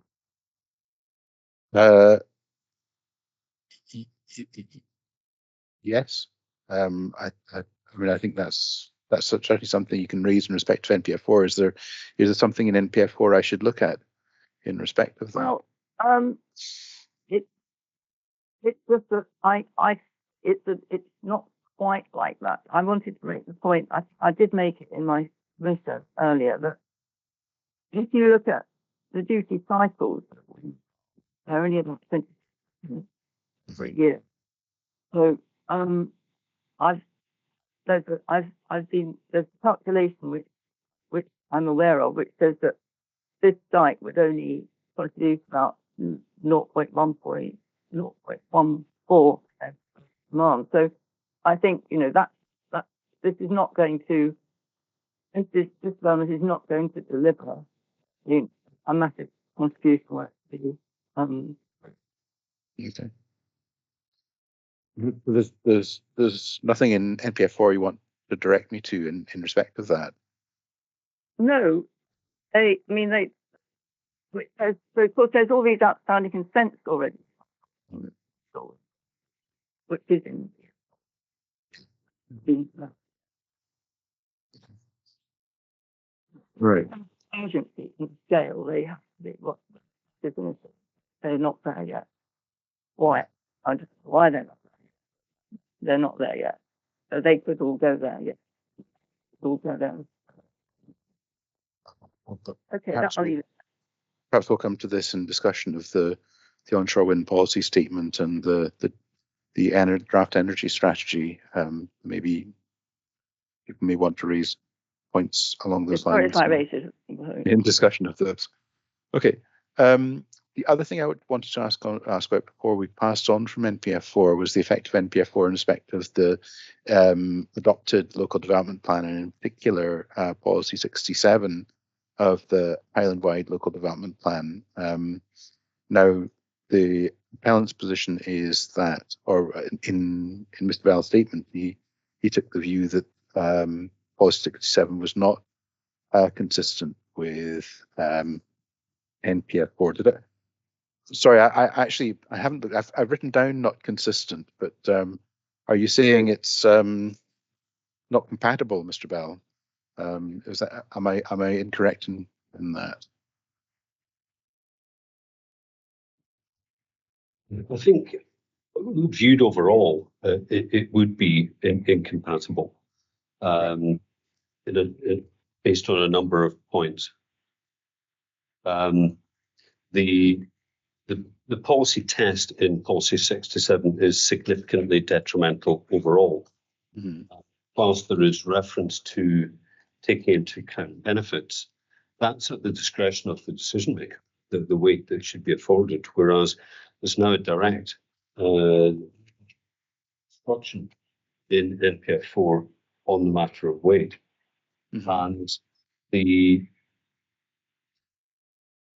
other factor is the reference to, I think, tourism within policy, and also the wider policy provision in terms of supplementary guidance is clearly out of date. And other policies within the LDP, policy 57, would not be consistent with policy 4. Now, I've used the word consistent, but I think overall, I would say that there are incompatibilities, and the Act says that if there's any incompatibility, then the NPF4 would prevail. Mm-hmm.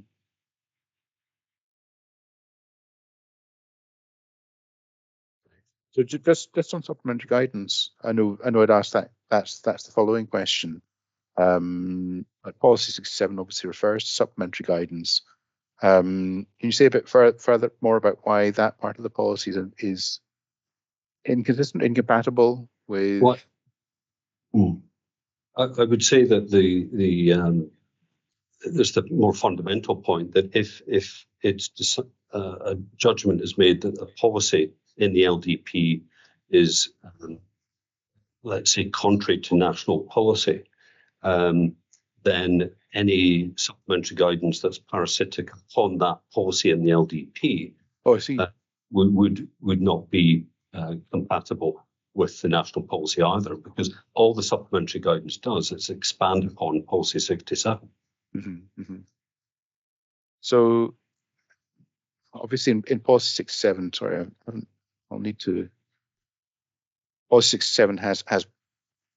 I mean, just to understand the test, can I take the policy as partially compatible and partially not compatible, or if there's any compatibility within the policy, I have to.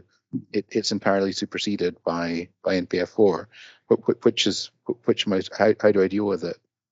Well, I think there's dangers in salvaging parts of a policy that could be compatible and discarding those that are not. Mm-hmm. It's not a satisfactory position, but policy 11 in NPF4 gives us what we need in terms of the considerations that have been updated. And we know from section 3.6 of the OWPS that we went to earlier that the government's updated the criteria. And that gives us a comprehensive suite of technical and environmental topics to be addressed, which the applicant has done. And then it's a matter of looking at the contribution of the development and attributing that significant weight, not looking overall at whether it's significantly detrimental and then making a judgment. That's simply the outgoing test. We're dealing with a different approach in policy 11. So could I add to that as well? I agree with Mr. Bell. I think it's very dangerous to try to salvage bits of policies. You have to read policy 67 as a whole, as you have to read the plan as a whole. Either it hangs together as a full policy, all its bits, or it doesn't. And policy 67 was written in the context of SPP 2010. That's a long time ago. A lot has changed. And indeed, if you look at the reasons justification, you can see references to 2006 documents as forming a basis for consideration in compiling policy 67. So you can have policies which bits of them look all right and bits of them don't. But I don't think that's the approach. You have to look at the whole policy. And to use a phrase which I used last Friday, so apologies, Mr. Heinsohn and Mr. Finley again, all the notes are there, but they're not in the right order.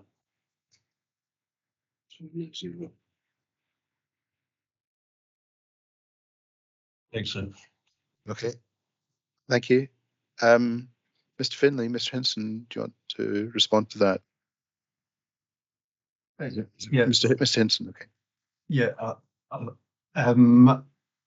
all the notes are there, they're not in the right order, but they still can play a tune from them, perhaps to carry on Mr. Trinnick's analogy. I think what we have in policy 67, I completely agree. It was written some time ago in the context of SPP 2010. It was a very forward-looking policy. What it sets out is that the council will support developments subject to consideration and the significantly detrimental overall test. At that time, obviously, there wasn't this significant weight to be afforded to renewable energy targets, but it is one of the considerations in there. I think it's important to note from policy 11, well, yes, in NPF4, yes, significant weight has to be attributed to renewable energy targets and those in the development's contribution to it, and that related to greenhouse gases emissions as well. That's not to say it out-trumps everything else. It is, well, it's to be given significant weight. It doesn't out-trump everything else, and other matters can also be given significant weight, and that's a matter for yourself, and then a matter ultimately for Scottish ministers in reaching a decision on the application. I agree that tourism is no longer relevant as a consideration. But I think to suggest that the policy is completely incompatible, I would suggest that there are some a number of elements which are which continue to be relevant, but I do accept that the NPF4 position on particular aspects of the policy lead to some inconsistencies. But I wouldn't necessarily say it's incompatible as a whole. Okay. If you agree that there's a kind of, if I decide that the policy is incompatible, or at least in part, that part that I decide was incompatible, assuming I can decide it's incompatible in part, that part that I decide is incompatible, I couldn't then consider that as a material consideration. I can't take that as a material consideration. It's kind of black and white situation. So, for instance, if I decided that the reference to tourism recreation interests were incompatible with the policy in NPF4. I couldn't say, well, the fact that they're mentioned in the Highland-wide local development plan is itself a material consideration. That's simply part of the plan that's written, that must be read out. Obviously, tourism and recreation interests might be separately a material consideration. I'm not saying that. Yeah. Mm-hmm. Yes, yeah, and as discussed earlier, I think when you're looking at matters of tourism, yes, it's no longer a consideration in itself, but it's the impact on tourists, I suppose, as a sector in terms of visual impact. And so just in relation to the, as Mr. Bell covered it, I'll cover it as well in relation to the supplementary guidance element. We would suggest that would still remain a consideration, and as a notwithstanding obviously matters related to tourism and any elements in the supplementary guidance on that, but it does include the landscape sensitivity appraisals. There isn't a specific one here, but we've given evidence on that before. I would suggest that the supplementary guidance would remain in force, but it depends on what the transitionary arrangements are in the final development plan regulations that come forward, which we've seen in draft, but we've not seen the final development plan regulations, as to whether any supplementary guidance could remain in force if a parent policy is considered to be incompatible with NPF4. So I think we need to see the transitionary guidance from Scottish Government before we can come to a view on whether supplementary guidance would effectively fall at the same time as any parent policy. So it's certainly an interesting position in that, if it had been non-statutory policy, it would remain a consideration. But if you took, well, I think it's Mr. Bell's view that the whole thing is read out if policy 67 is read out. Am I right in that? I mean, the supplementary guidance is read out. Well, that's clearly Mr. Bell's view, but we disagree with that. So I say, from a legal perspective, I think the applicants overstate the incompatibility test, so that, if, for instance, considering the issue of weight to be applied to renewable energy developments, I would suggest to you that can you read NPF4 and policy 67 compatibly, so that is there any necessary problem in applying significant weight when you're reading policy 67? The answer to that is no.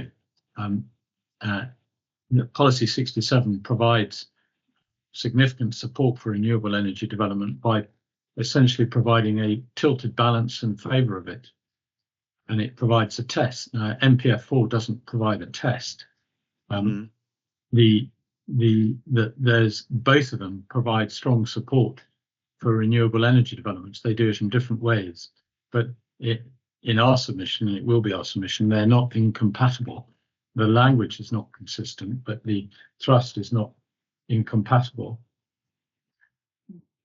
So what do I do with tourism and recreation interests? I was just about to come to that. Go on. Sorry, I shouldn't do it. There may be elements of policy 67 which are incompatible. Now,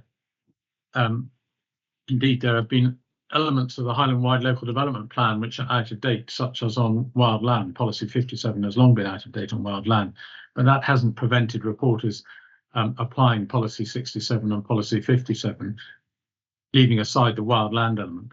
So my second submission will be that you can have elements which are incompatible, but if they are standalone elements, then only those elements need to be treated as incompatible. And I give you two examples. One is akin to wildland. The position of special landscape areas, the protection for that is, I think it's agreed between the parties, has been slightly enhanced from what is in the Highland Wide Local Development Plan. Because you have a protection reverse. in NPF4 is enhanced from what was in. Yes. So if you came to SLAs, you would apply NPF4, not the provision under the Highland Wide Local Development Plan. That doesn't necessarily make either policy 57 or 67 incompatible as a whole, but in that instance you would do.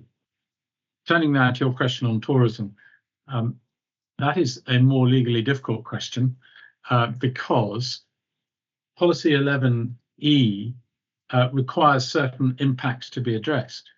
It doesn't purport to say that those are the only relevant impacts. The omission of tourism from that list doesn't necessarily prevent, in policy terms, another part of the development plan including it. I would submit. There's no incompatibility because it doesn't purport to be exclusive in terms of the list. Mm-hmm. However, it's not relevant to this case because no party is advocating tourism. And secondly, coming back to a point I made earlier, the fact that it's been excluded and the reasoning behind it clearly demonstrates the weight that should be given, that limited weight should be given to tourism, if any, as an impact on tourism per se, as a consideration. And so that leaving aside incompatibility, the X exclusion is a clear indication that the weight to be given to tourism one way or the other, whether it's a relevant consideration or not, is extremely limited. So in my submission, that would be a better way of dealing with the exclusion of tourism. There's no necessary incompatibility, but anyone that sought to argue any form of weight on tourism would be met with the argument I've just indicated. So there are differences between the parties on approach to compatibility and incompatibility, but in reality, I doubt it's going to make a significant difference to this case. Both policy 67 and policy 11 provide a number of criteria. There's only one or two that are primarily relevant in either case: landscape, visual impacts and cumulative visual impacts, and the balance with benefits. And as I come back to my primary submission, whilst there is strong support in both for renewable energy developments, they're done in different ways, but they're not necessarily incompatible.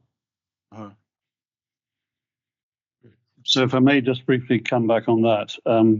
Yes, of course. Again, put very widely, but I'll try and do it quickly. The amended section 24 of the 1997 Act is very specific. In the event of any incompatibility between a provision of the National Planning Framework and a provision of a local development plan, that's what it says. In submissions, I'm not going to do it now. In submissions, I'll be saying, for reasons Mr. Bell has given an evidence, that policy 67 is incompatible with policy 11 of NPF4. Right. That doesn't mean it drops out of the picture as something you cannot consider. It means that greater weight will be given to NPF4 in the event of that incompatibility. That's what it says in section 24. Surely it does drop out of consideration as something I can consider if it's incompatible. No, so what the section says is, in the event of incompatibility, whichever of them is the later in date is to prevail. Right. But that's what it says. I won't take it further than that. Okay. It is to prevail. Prevail, okay. Effectively, in practice, that means you give no weight to the incompatible earlier provision. I'm slightly drawing a distinction, which I will draw in closing, between legal materiality and weight. Right. The reference to tourism, the omission of tourism in policy 11 is clearly deliberate. Mm-hmm. It's been left out. It was previously in the policy 67 on the local plan, as well as indeed as being in SPP 169. Yeah. Secondly, policy 11 is the key policy here. So the fact you might find references to tourism in other chapters of NPF4, and I don't know, I haven't looked to see where you find them. I'm sure there are. It's there not is relevant. policy on tourism, yeah. Yeah. But policy 11 is the key policy here. That's the one the council relies on, not some other policy on tourism. And I think that means that tourism, as opposed to effects on tourists travelling along routes, which is a different matter, that's landscape and visual matter, tourism is irrelevant under policy 11. It's declared to be so. It's deliberate. Mm-hmm. So that's my response. Okay. Well, I don't know if we can take that any further. Mr. Finlay, do you want to come back? Or are you? No. Okay, good. Well, I'll look forward to your submissions on this. I can deal with that in closing submission, but yeah. I disagree. But yeah, it's helpful. Yeah, no, that'll be very, very interesting to see what you have to say on that. Okay. Right. And my last question on this is just the roundup question. I think we know everyone's. I'm sorry, Dr. Hedger. I hadn't specifically brought you in on that point simply because I don't think that's your point that you're making. Is there anything you want to say? No. That's fine. Okay, great, grand, right. And the last point, I think we probably know everyone's answer on this, assuming NPF4 is published in its final form without amendment, the revised draft, with the proposed development accord overall with the development plan following NPF4's publication. I think I understand the council's position to be that it wouldn't accord with the development plan, and Dr. Hedges' position too, and the applicant's position to be that it would accord with the development plan. But I don't know if anyone wants to add anything to that. No. It was just a brief caveat that insofar as that is a relevant matter in a Section 36 case, when there's no primacy of the development plan. Well, I suppose it's a consideration whether, is it, perhaps that's a matter for closing submissions, but surely accordance with the development plan overall is a relevant consideration, isn't it? Yes, not. I'm saying it is, but just recognising that there's no primacy of the development plan as there would be in a Section 25 case. No, indeed, no. But it's a bit of an oddity that we'll have to get used to, is that now national policy is part of the development plan. Right, should we talk about the onshore wind policy statement? I think the first thing I put down there was the implications for determination of the application of the introduction of the target for deployment of 20 gigawatts of installed onshore wind capacity. And I think we've already talked a bit about the landscape aspect of this. Is there anything else that you would like to draw to my attention, Mr. Bell? Yes, I would say that there's some of the paragraphs in the onshore wind policy statement that are particularly relevant. I would say I'll draw your attention to those, but I think clearly policy 11 and NPF4 directs us to the contribution to targets, and for the very first time, we now have an onshore wind target, so a specific technology target, and for it's not looking to 2045, 2070. It's just a few years off at 2030, and at 112. On page 5, the government says we must now go further and faster than before. 113, we require a substantial increase in installed capacity. And the target is introduced specifically at paragraph 1.3.2. And the paragraph above that, the government saying it's vital that a strong signal and clear expectation is set on what onshore wind can contribute in the coming years. And the table on page 5 sets out the 3 categories of capacity or status, if you like. There's clearly those that are in the planning system, such as this application, those that are awaiting construction, but have, i.e. the consented volume has not yet commenced construction, and those under construction, and the important caveats that the government has put on that table with the double of the recognition that not all consents will progress to implementation. Not all developments in the planning system will receive consent, and there's also a degree of duplication insofar as applications may be in for a tip height increase. So they're actually in the consented category, but also in the planning system category. So an inquiry last week for Kieran Dewey was an example of that. I think the last thing I would say is that at the end of the document, in the last chapter, the conclusion, page 49, deployment of onshore wind is mission critical for meeting our climate targets. So the target's important, and then the contribution of the development to that. And we talked earlier about the national development point about urgency and the particular emphasis on the timescale of delivering by 2030. So could I add to that in terms of timescales? The council has put in the Brody's blog, and that's headed section 36 wind farm positions. What are the stats? And this is a blog. It's evidential weight as a matter for you, maybe a matter for submissions. But there are a series of findings in the blog. What's the success rate? And then how long will it take at the bottom of the first page?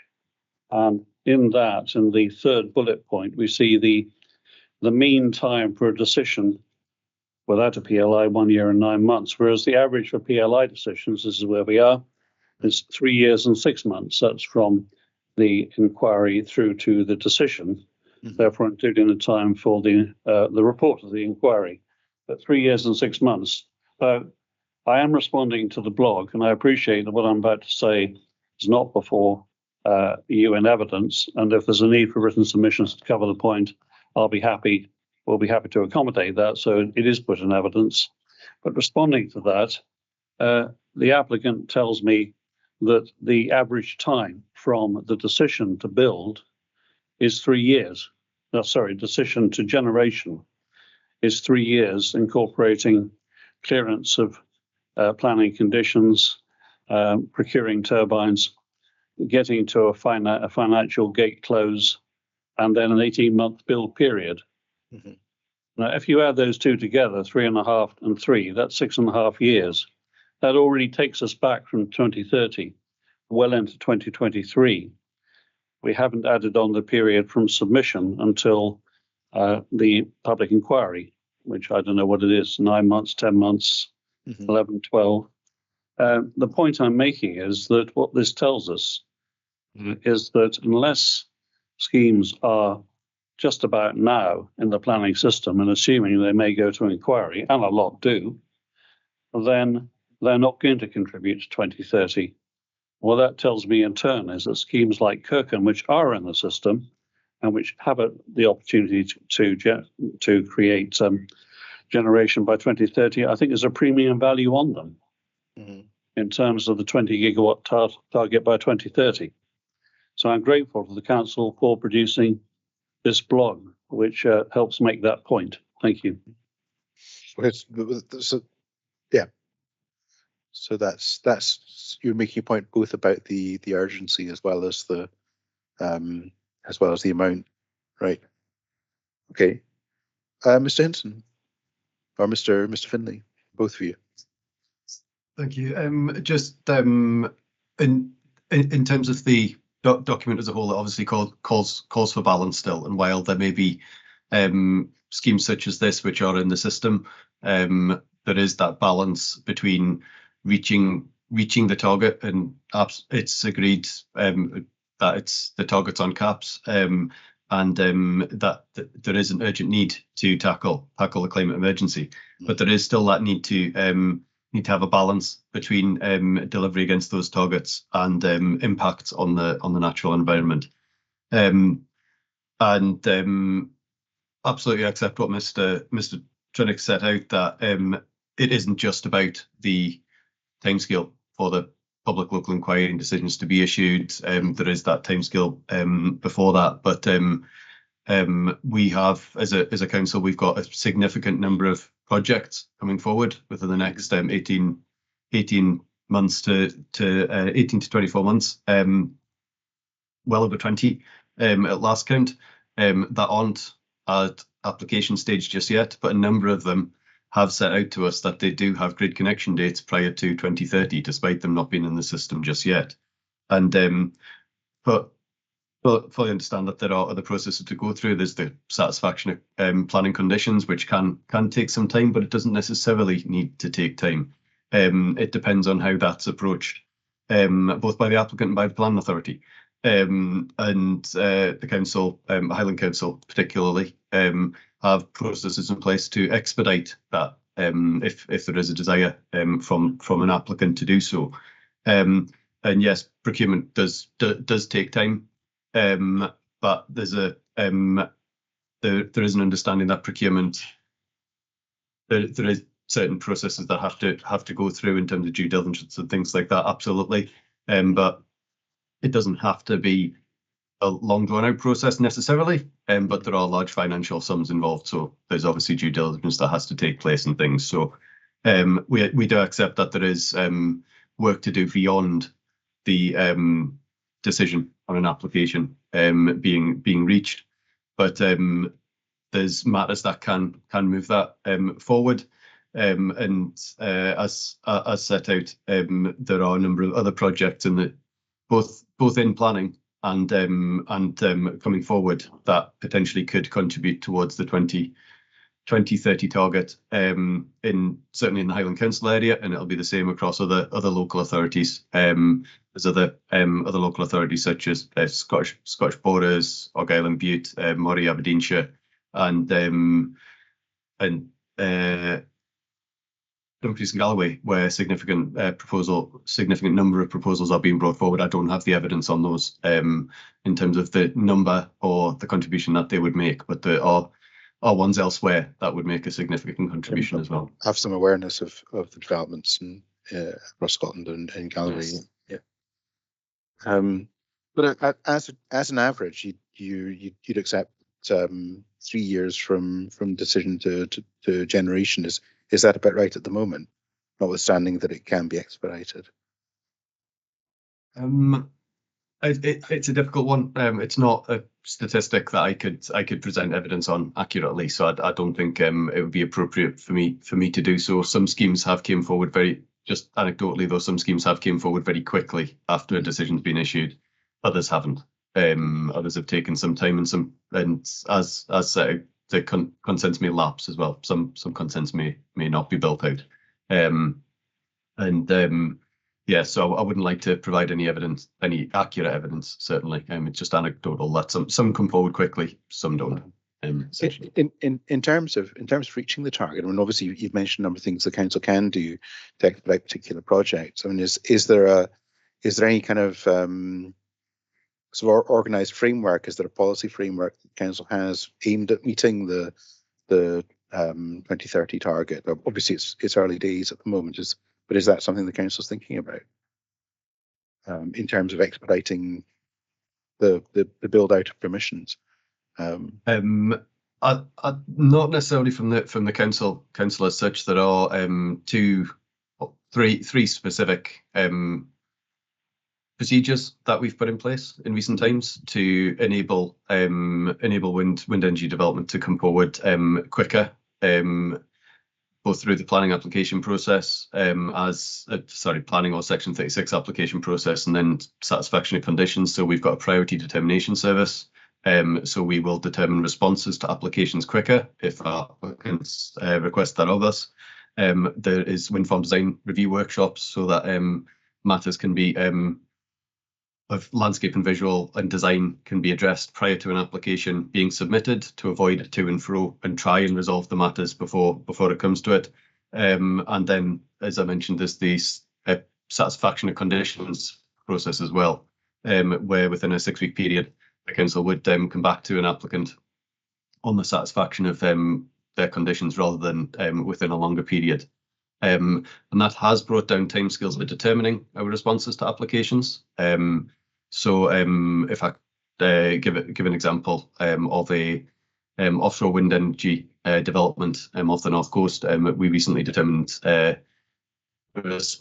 Section 36 response on that, which included the marine license response in 14.1 weeks against our overall major development timescale of 50.4 weeks. So there's things that the council are putting in place, but we don't have anything specific for that relates to the 2030 target. But there's a number of procedures that are in place to expedite matters, to try and assist in whatever way we can. But that applies to all types of major developments and Section 36 cases, not just onshore wind.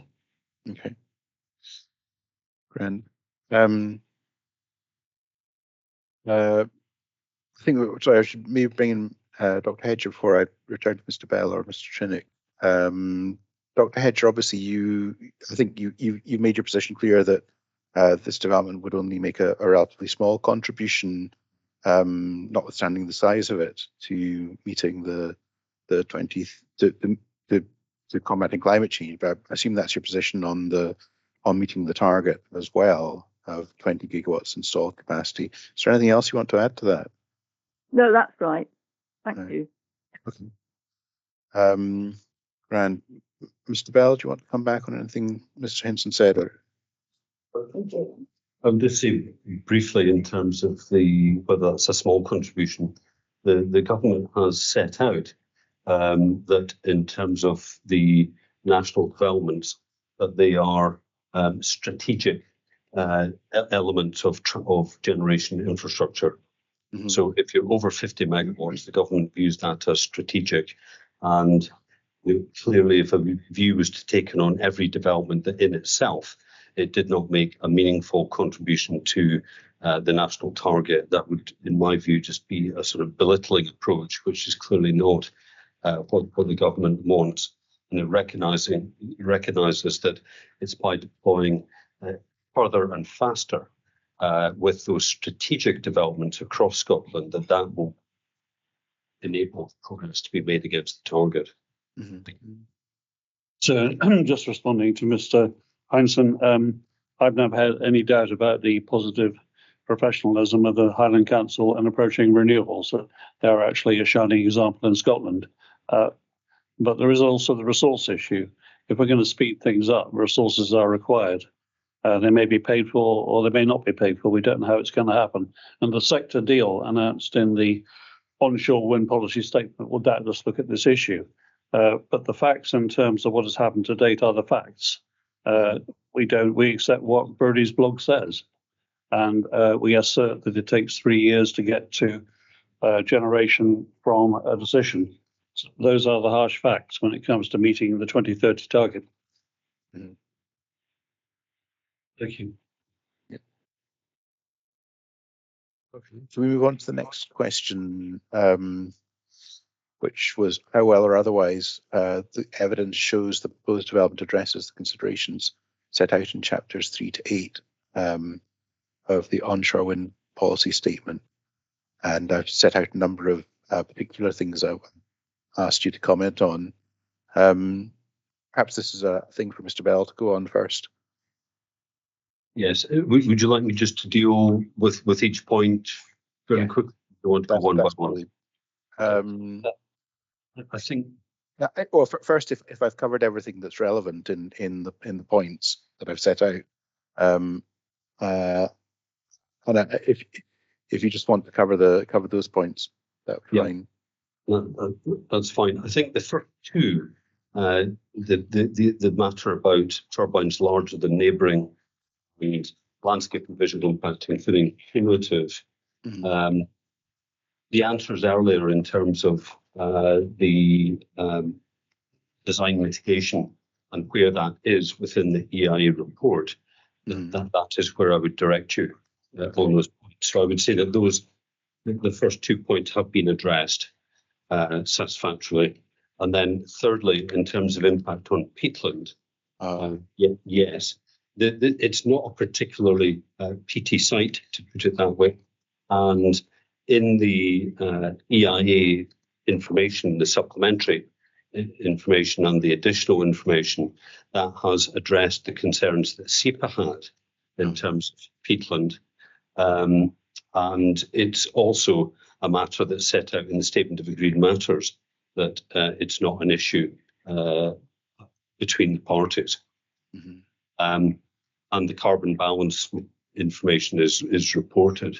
In terms of shared land use, I think there's really 2 points to make here. One is that the ongoing activities of the estate in terms of cattle grazing, deer stalking, and peatland restoration will continue unimpeded with the development going ahead.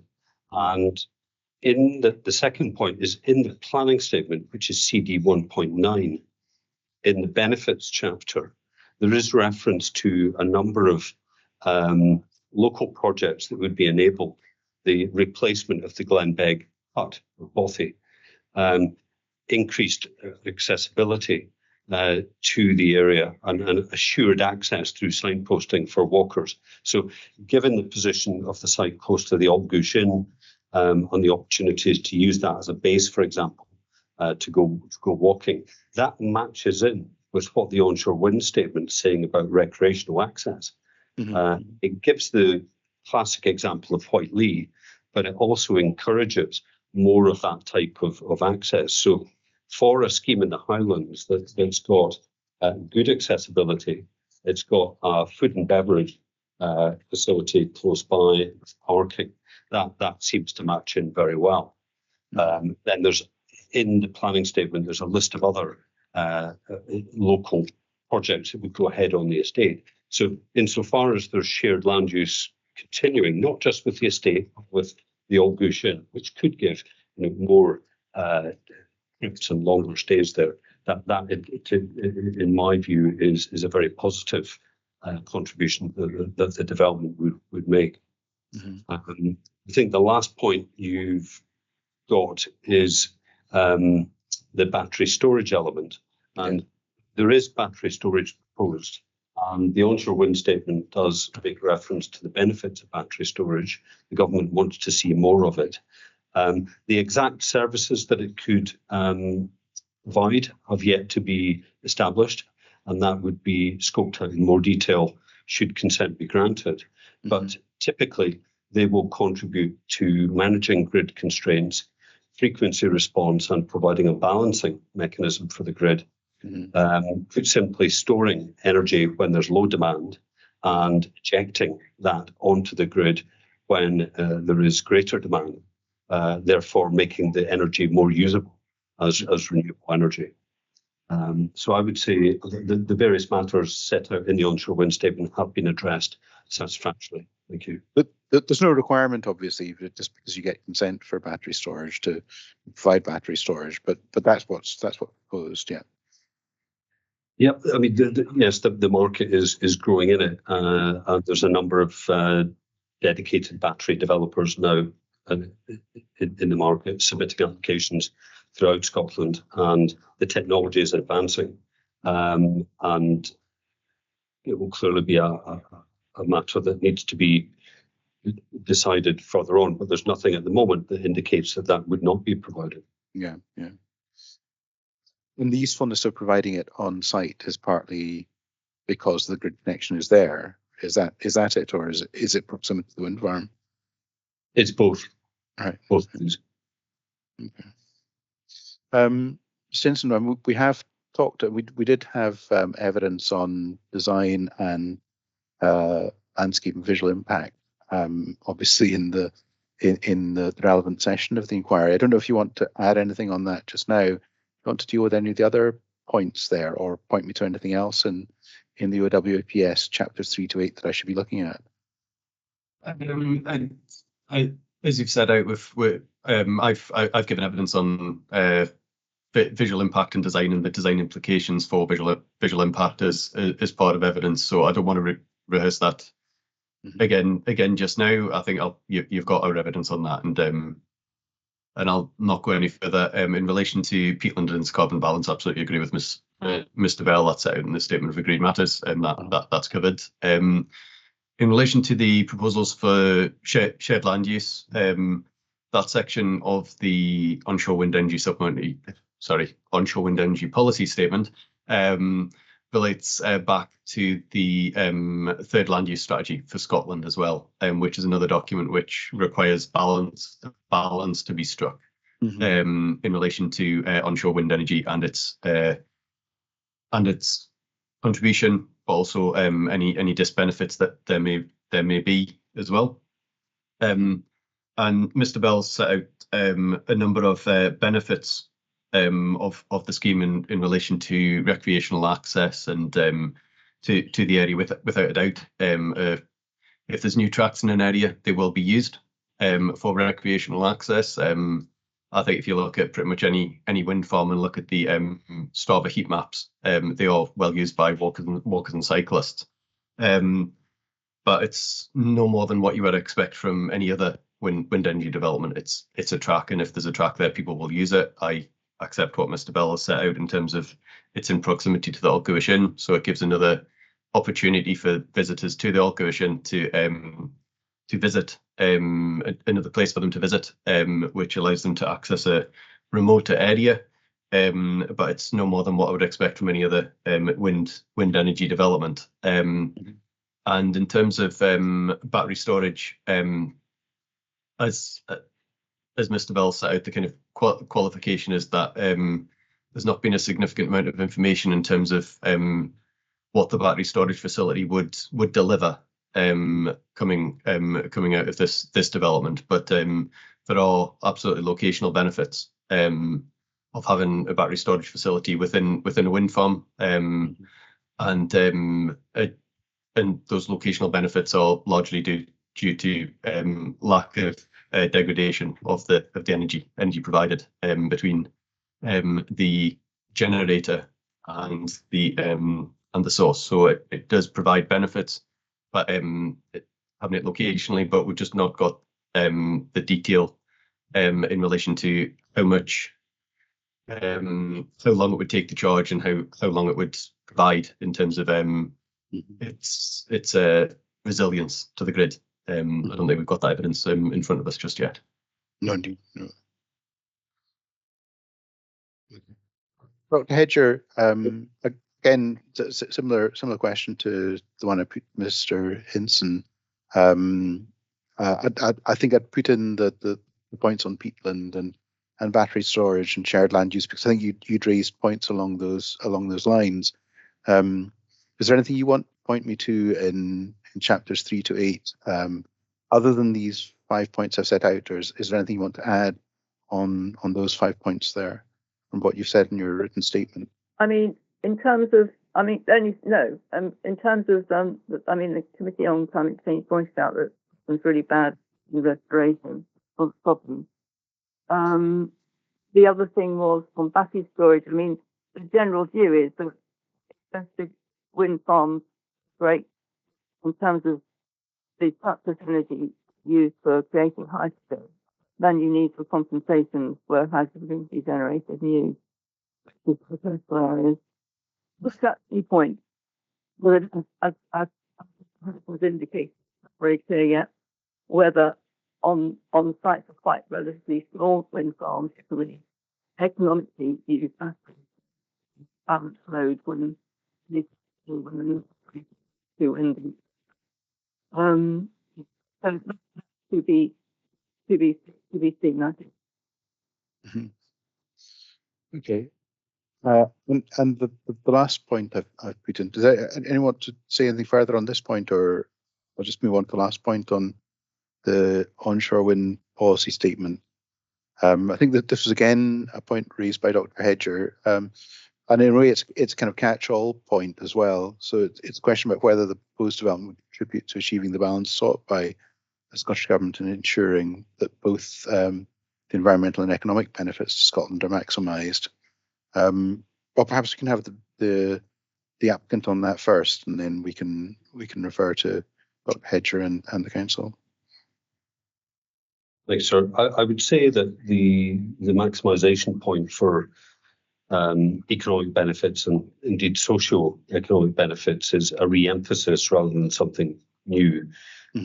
But certainly in terms of the benefits the development would give rise to in terms of construction, employment, capital expenditure, and so on, that has been set out in the application information, and it was summarised in the planning statement. And I've noted this in my hearing statement, paragraph 2.9.22, that the applicant is committed to maximising local economic impact as well, and has established a local suppliers database, for example, on the project website, and would work with Highlands and Islands Enterprise and the local chambers of commerce in terms of seeking to maximise that local supply chain. I would say that on that point, we also know that in the onshore wind statement, paragraph 5.2.4, this is on page 30, which is the supply chain section, that the government is saying there at 5.2.3, over the coming years, we have a real opportunity to create an established manufacturing industry. And then at 5.2.4, it references the study by RUK at the moment in terms of the supply chain opportunities, and that the government expects their report shortly. So I think I read into that there's an expectation that if there is significant deployment to meet this target, that it could re-engage the manufacturing of some of the principal components, for example, the turbine towers, which was at Macroparish in Kintyre, but unfortunately is now closed. But the greater demand could give rise to that supply offering. And that's something that is being further investigated. So I would say that for this application, the development would maximise the benefits insofar as it can, in terms of there being net benefit from the construction and operational spend, and then the developer is pursuing some specific initiatives to maximise local content in the supply chain. But the bigger picture is one that the government is keeping an eye on and will be further reporting on through the sector deal and through this specific work that RUK is doing. And the sector deal is referenced in the onshore wind statement, and it would be modelled upon the offshore sector deal, which has looked at it's a collaboration amongst the unions, workforces, suppliers, government, regulatory authorities to maximise the port infrastructure, for example, for the offshore fleet, as well as the manufacturing capability as well. So I think the government's looking to replicate that type of model for onshore wind. Okay.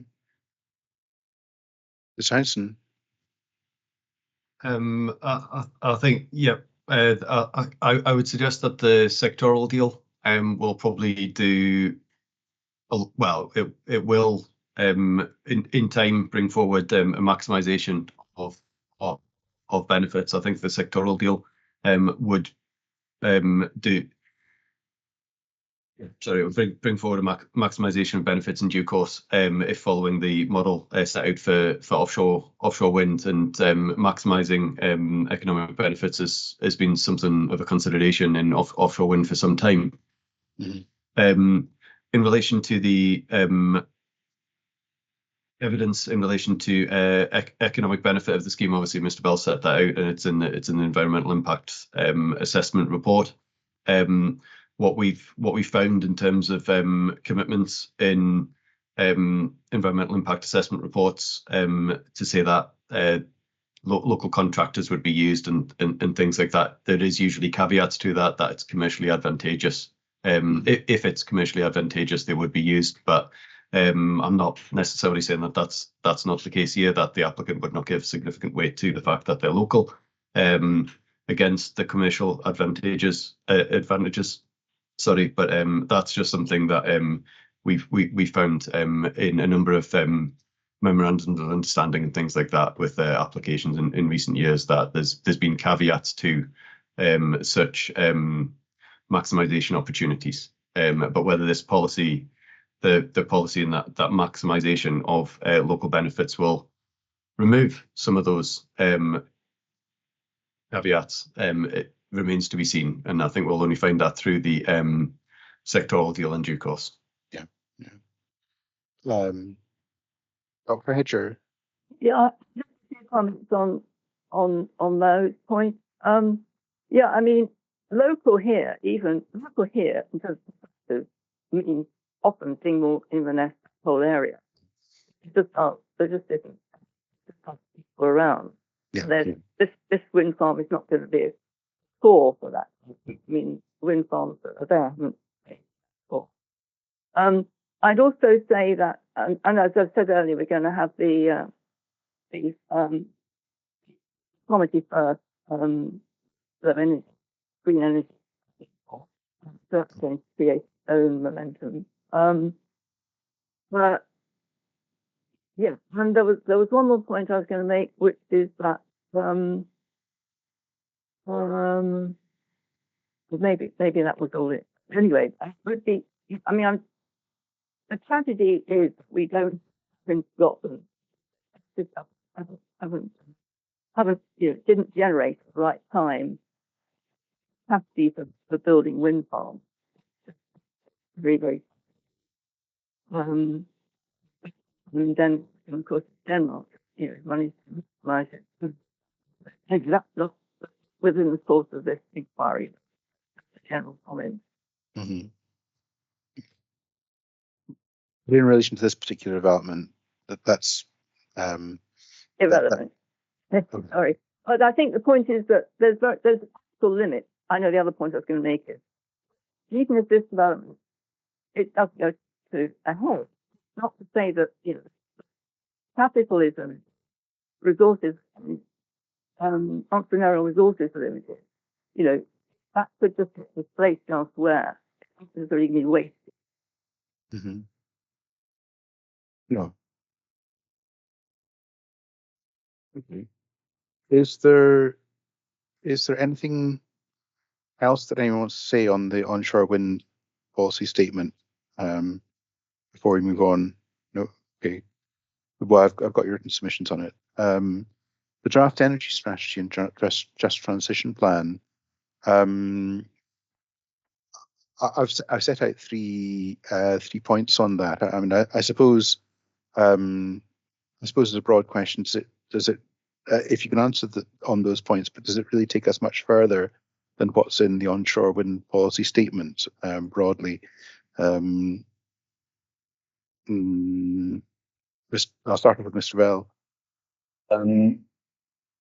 In terms of this development, obviously, I mean, it has other implications, but in terms of the determination of this development, does it help us very much?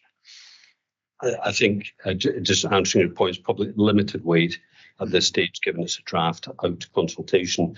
It does refer to onshore wind in a specific section on page 64, but that reiterates the target and cross-refers to the onshore wind policy statement. I think one point of particular note is the reference on page 8 to the objective to export electricity to our neighbours, supporting jobs here in Scotland and assisting the decarbonisation ambitions of partners in continental Europe. So it links to the point in the onshore wind statement that the target is a minimum, and it's not simply about meeting that. The government has an objective of exporting electricity as well. Mm-hmm. And then the last point would be about the Just Transition Plan. If you look at the onshore wind statement, it references just transition about over 30 times. So there's one key point in it which reference to onshore wind being able to make a considerable contribution to the just transition in terms of socioeconomic benefits. And that is at paragraph 5.5.9. Of the onshore wind statement. So that links to the first spatial principle in NPF4, which is about just transition. So I think the onshore wind statement is very helpful in giving you a hook as to the importance of onshore wind for the just transition, because that in the energy strategy, it's about the government wants the fastest possible move away from oil and gas to renewable energy. And we know that onshore wind is going to be the point of renewable energy deployment this decade. Therefore, onshore wind has an important role in delivering the just transition. Mm-hmm. Thank you. Ms. Jensen. Yeah, so I agree with Mr. Bell, limited weight to be afforded to the draft document, and there is reference to onshore wind in the document, but it largely reflects the onshore wind policy statement and NPF4, so I don't think it really takes us much further beyond where we are already. And then in relation to the just transition plan element of it, obviously that's still in draft form with limited weight. But it does, as Mr. Bell set out, link to the spatial priorities of National Planning Framework 4.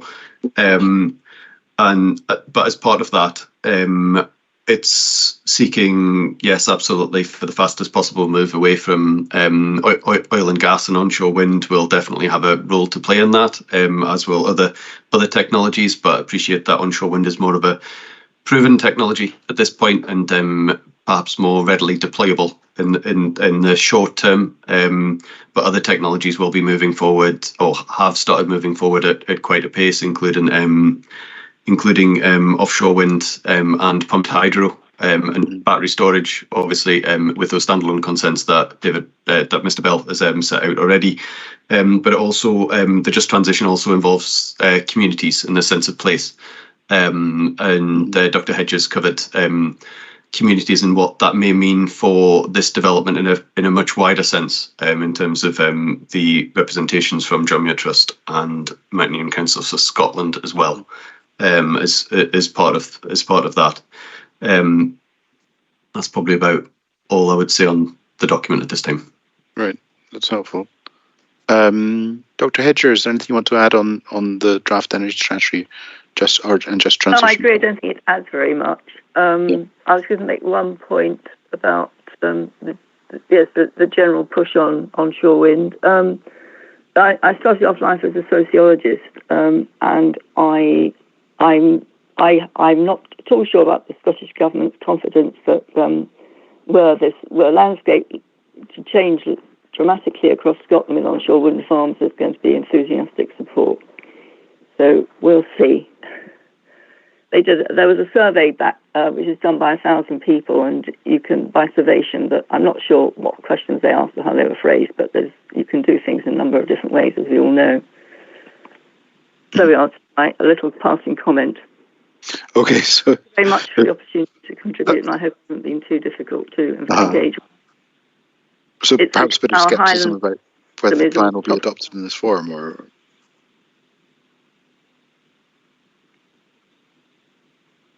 so, I'm sorry, I interrupted you, Dr. Hedger.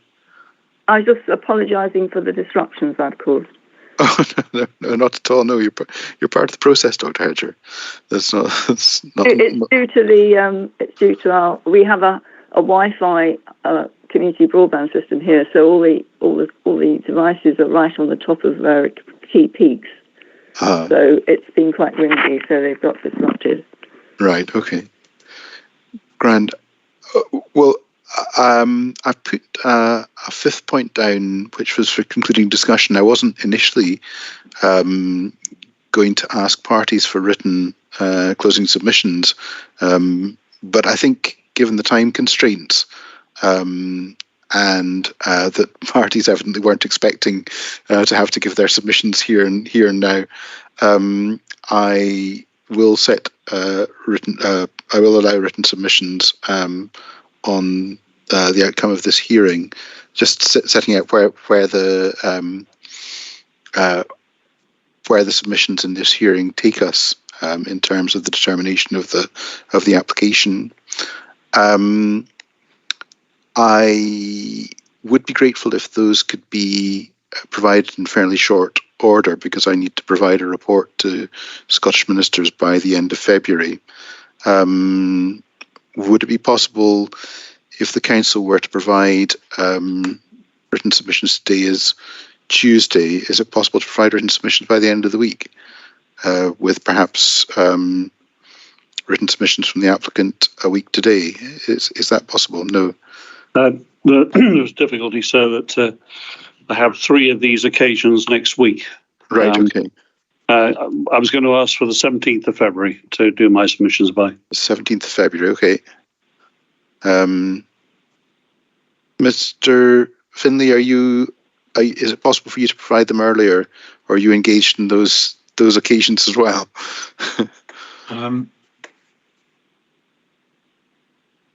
I'm engaged in 2 of Mr. Trinick's occasions, I think. Right. Not 3 of them. If he wants his submissions by the 17th, let me just look at my diary. That shouldn't be a problem. The end of this, if he wants to by the 17th, I can certainly promise ours by the 10th, if not before. And that should hopefully give Mr. Trinick sufficient time with luck to respond by the 17th. That's fine. The 10th would be great. That's perfect. Yeah. Okay. Well, that's decided. Dr. Hedger, are you able to provide any closing submissions you wish by the 10th as well? Yes, I'll do that. I'll only do a short one, a page anyway. Key points. Thank you. Okay. Well, thanks very much, everyone. And I think that thanks for your help today. And I hope you're able to catch your various transport home. Thank you very much. Thank you. Thank you, sir. Thank you. Bye-bye.